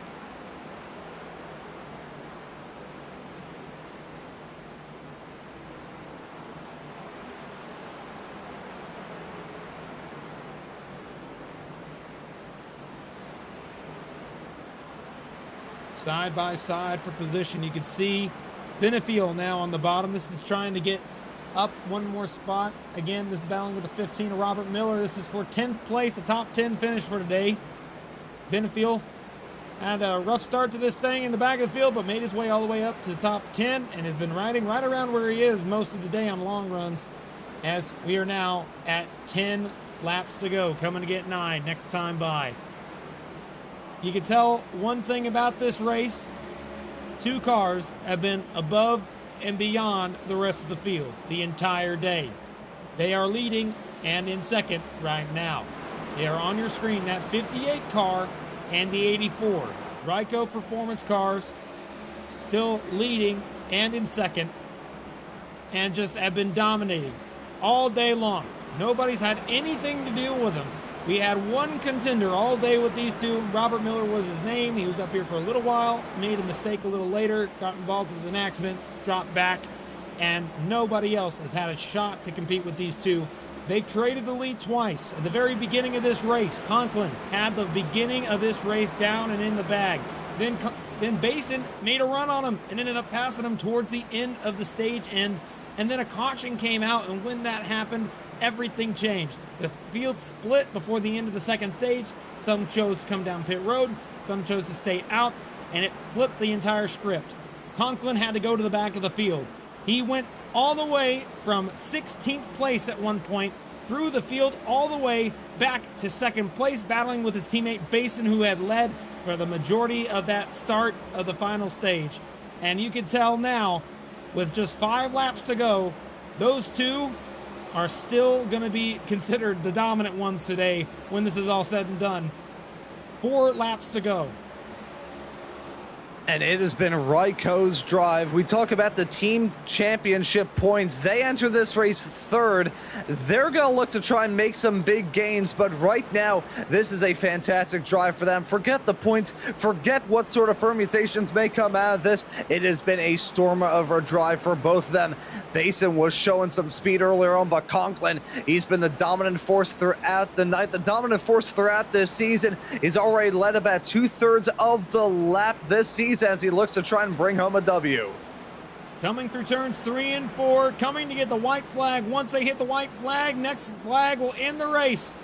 Here we go, having to deal with a couple lap cars. Final lap here in the full-length Cup Challenge. Here we go, out of turn number 2. That 58 car has that 54 way back in the mirror through the final set of corners. That 58 of Sean Conklin will come to the line and win yet again. Sean Conklin, a winner again in the full-length Cup Challenge for the Blue Ridge 500. Wrecking in turn number 1 and 2 after the checkered. The 12 car involved, 30 car involved, crashing after the checkered in turns 1 and 2. If we can get a camera on it, there's a 30 car sitting the wrong way on the racetrack. More cars stopped. 40. Oh no. Let's see what happened there to bring out that crash before the end of this thing was over. 12 car Nolan Hodgson was involved in that as well. Oh, it was a 26 of Paul Hill trying to get all he could get at the end and came up the racetrack. And more, oh my goodness, 12 car just barreled in there, collected more cars. But on the front straightaway, you can see right now, Sean Conklin is doing absolutely a lot of burnouts. Let's see if we can get a camera on him in the 58 car. He's now going backwards on a racetrack, doing burnouts on the very top part of the racetrack through turns 1, 3, and 4 right now, going the wrong direction. There he goes, spins it out. And yet another win for that 58 car. If we go back and look at the points, I can tell you right now for this group, he has won already twice this year. This is his 3rd win. And he's now at a position where he will continue with the most wins on the season so far. Let's take a look at our finishing results here to finish things off. Again, your top 10 finishers tonight. Finishing in first place, Sean Conklin. Let's see if we can pull up a graphic with this just to make sure we got it. There we go. Conklin will take the job, get it done. Dylan Basin will get 2nd. Patrick Gitter will take 3rd. 4th place will be Blake Kluot. Paul Hill in 5th, Lucas Hoisman 6th, Matthew David Wood in 7th, Robert Miller in 8th, 9th will be Johnny Avila, and Nick Vroman will round out your top 10 finishers as the 58 goes up onto the top of victory lane in the infield here at Bristol. And running over some people in the process. Adam Benefiel ends up in 11th when it's all done here tonight. Cameron Stone is in 12th, Matt DiCiani in 13th place, Devin Medeiros in 14th, Andrew Dyson. Talk about a driver who's up and down the field like Otis Elevator. The fact he came out of this race with a P15 run is unbelievable. Neil Pearson ends up in 16th. It's Casey Graves in 17th in that 01 machine. Nolan Hodgson, unfortunately, that top 10 escapes him as we got a little bit later on that drama that we saw him get involved in with. Well, it's about 75 laps left to go. I thought that was going to be a top 10 result for him. Unfortunately, drama goes on and it slips out of his grasp. Corey Moore ends up in 19th with Ralph Hutchinson. Another driver had a real good shot to get a good result and run here tonight. Rounds out your top 20. 21st, Thomas Komolczewski, Tyler Hunter, Kevin Zosiak, Bobby Anderson, Tanner Marty, William Owens, Cliff Mullins, Jose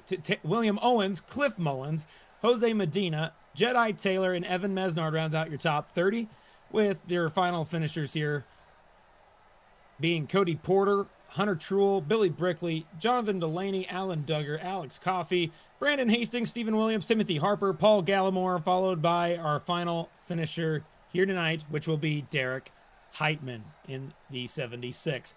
Why don't we go ahead and bring him up?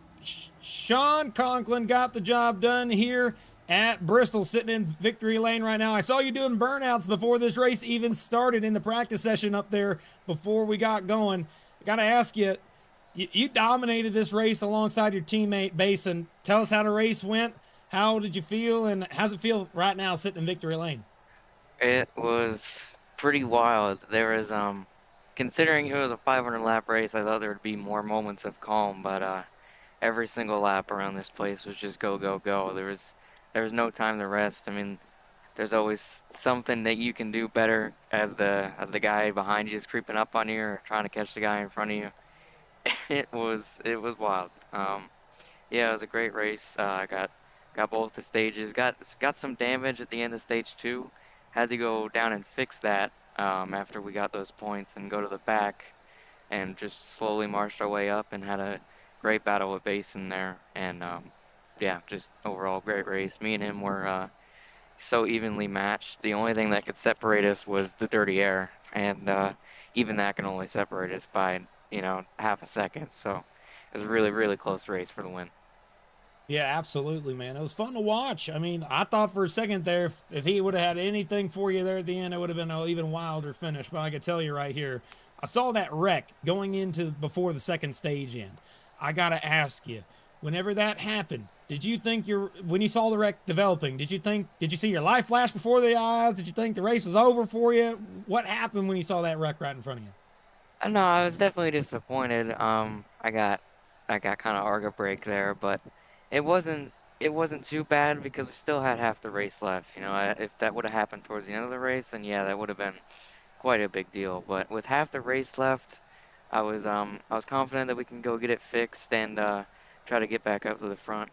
Wasn't sure if I would be able to pass Basin back because obviously we were so evenly matched, like I said earlier. But yeah, I was pretty confident we had a really good car underneath us to get back up to the front and go battle for the win again. Well, again, thanks so much for coming and talking with us, and congrats on winning the race. Anybody you want to shout out before we let you go back to your team? I just want to thank Ryko Performance for the setup, as always, and Gossip Bus Lines, Rennie Belt Construction, Mobile One, Best One Tire, and that'll be it. All right, pal. Thanks again so much for talking with us, and we'll see you. Are you going to be racing next week? Most likely, yeah. All right. Well, we'll see you there. I believe at Kansas, I think it is, and then we go to Dega. I have to double check that, but I think that's right. Thanks for talking with us, Sean. Yep, thank you. That was our first place finisher, Sean Conklin. Now we're going to go ahead and bring Dylan Basin up here to speak with Ron. Ron? Yeah, and Dylan Basin up with us here in the broadcast booth. Dylan, welcome in. Well done on the P2, part of that absolutely dominant Ryko stable throughout this race. You and your teammate look to be on rails throughout this race here at Bristol. So how was it from your perspective behind the wheel? It was pretty fun. I mean, he obviously had the edge over me just by a slight bit every run. I just gonna keep the right front on it. And the one run where I did have a shot to try to hold him off, I wrecked myself on a lap car. It wasn't intentional. I wasn't even trying to move him at all. Just like kind of matching. I think it was Madera's breaking point ahead of me, and unfortunately just messed it up a little bit and got to the back of him, which I don't think it should have spun me around nor caused the yellow, but I racing through the yellow itself, not even the admins. So I was quite angry that was a yellow because Sean could have just ran away with that with ease. And I don't want to have the race become a wreck fest. Like if it became a wreck fest after that because the yellow came out for me half spinning, like I just don't want that to happen. So I just wanted to finish the race, and the car was great. Sean was just a little bit better, but we'll take P2s and try to make the chase. Yeah, it was a great result for you and the team as well. We talked about it throughout the race, entering this race P3 in those team standings for Ryko, and fighting to get that $2,500 cash prize at the end of the season. So must have been just a good result all around for you to get P2, your teammate to win the race. Just overall a very productive night. Yeah, I mean, it's all you can really ask for. I just want to apologize to Devin if I messed him up at all, give him any damage for hitting him. If not, I hope it didn't. It shouldn't have, but if it did, I'm sorry.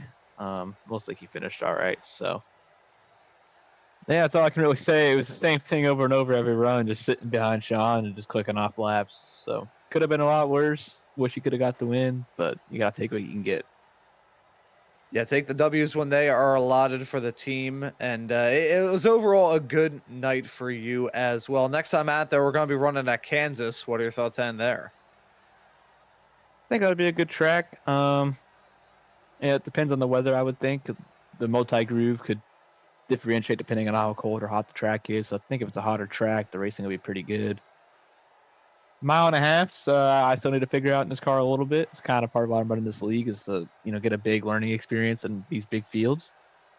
So it should be interesting. I think it'll be a pretty fun race. Well, a good learning experience here tonight. And as Kirk said, the shake and bake experience with your teammate here tonight as well. But Dylan, before we let you go and celebrate this P2 run, we'll let you give any thank yous or shout outs.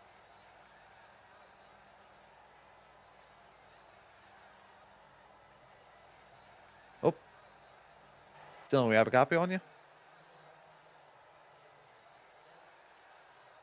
I apologize if you just said anything. My headset just died.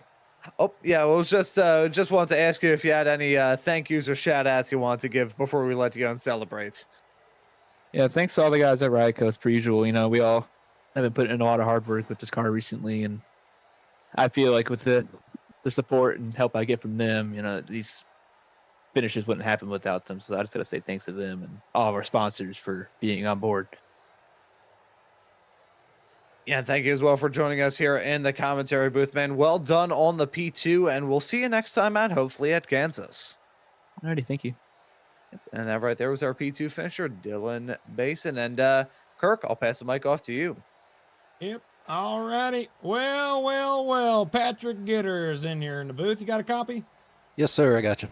Hey, man, congrats. You got a top 3 today. You kind of had to deal with a lot of hard-to-beat cars, and you probably did the best that most folks in the field could do right now. How's it feel today? How'd it go for you? And also just, talk me through your race and how everything went.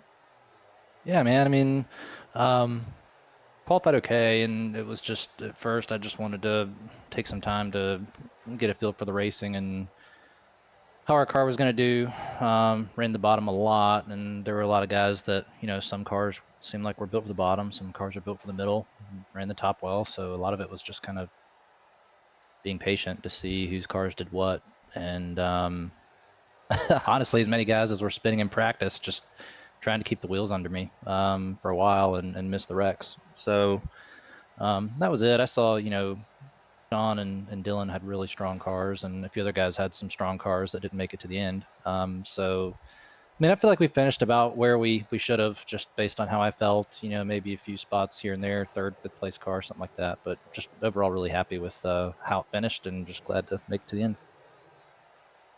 Well, I got to ask you now there, throughout the race, you obviously got up to the front. You finished in the top 3. We know we're going to Kansas next week. Do you feel like you have a good package set up for that race? And also anybody you want to shout out before we let you go as well? Yeah, I mean, I think, Matt and I, we've always had a really strong mile and a half car. I don't think we'll be changing up too much with that next week. Should be pretty standard deal for us. We've always been really, really good at Kansas. So I'm looking forward to it. But yeah, I got to shout out you guys in the booth for calling the race. Bobby, as always, for putting on the league. And this week, I got to shout out TCSP. Matt and I didn't have a ton of time to put into the car this week. Loaded up with something we had built Thursday night for a different league race. First race we'd done during the week and just did not like it. Knew we were not going to have time to build something with a different platform coming into tonight. So we have a lot of history with TCSP, and they're longtime friends of ours, and so we decided let's just check out what they've got this week and dial it up, see what it's got, and got a P3. So a little bit different approach this week for us, but definitely got to give them credit because they had a really, really good car tonight.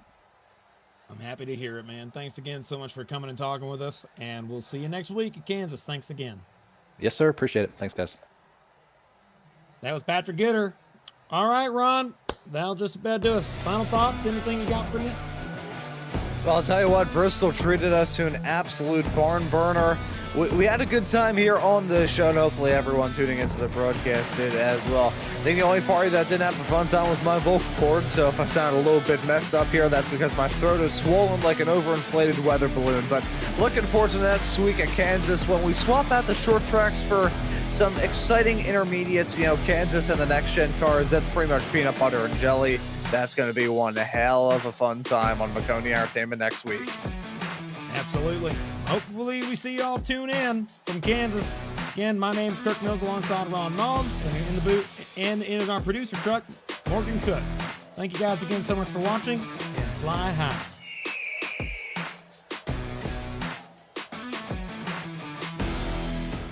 Racing isn't easy, but experiencing it is. iRacing puts you in the driver's seat with the industry's leading sim racing game. Drive on laser scan replicas of the greatest racing circuits from around the world. Go head-to-head against other drivers chosen by skill-based matchmaking to ensure competitive racing at every level. Compete across all your favorite series. In officially licensed cars, engineered to deliver the most accurate driving experience possible.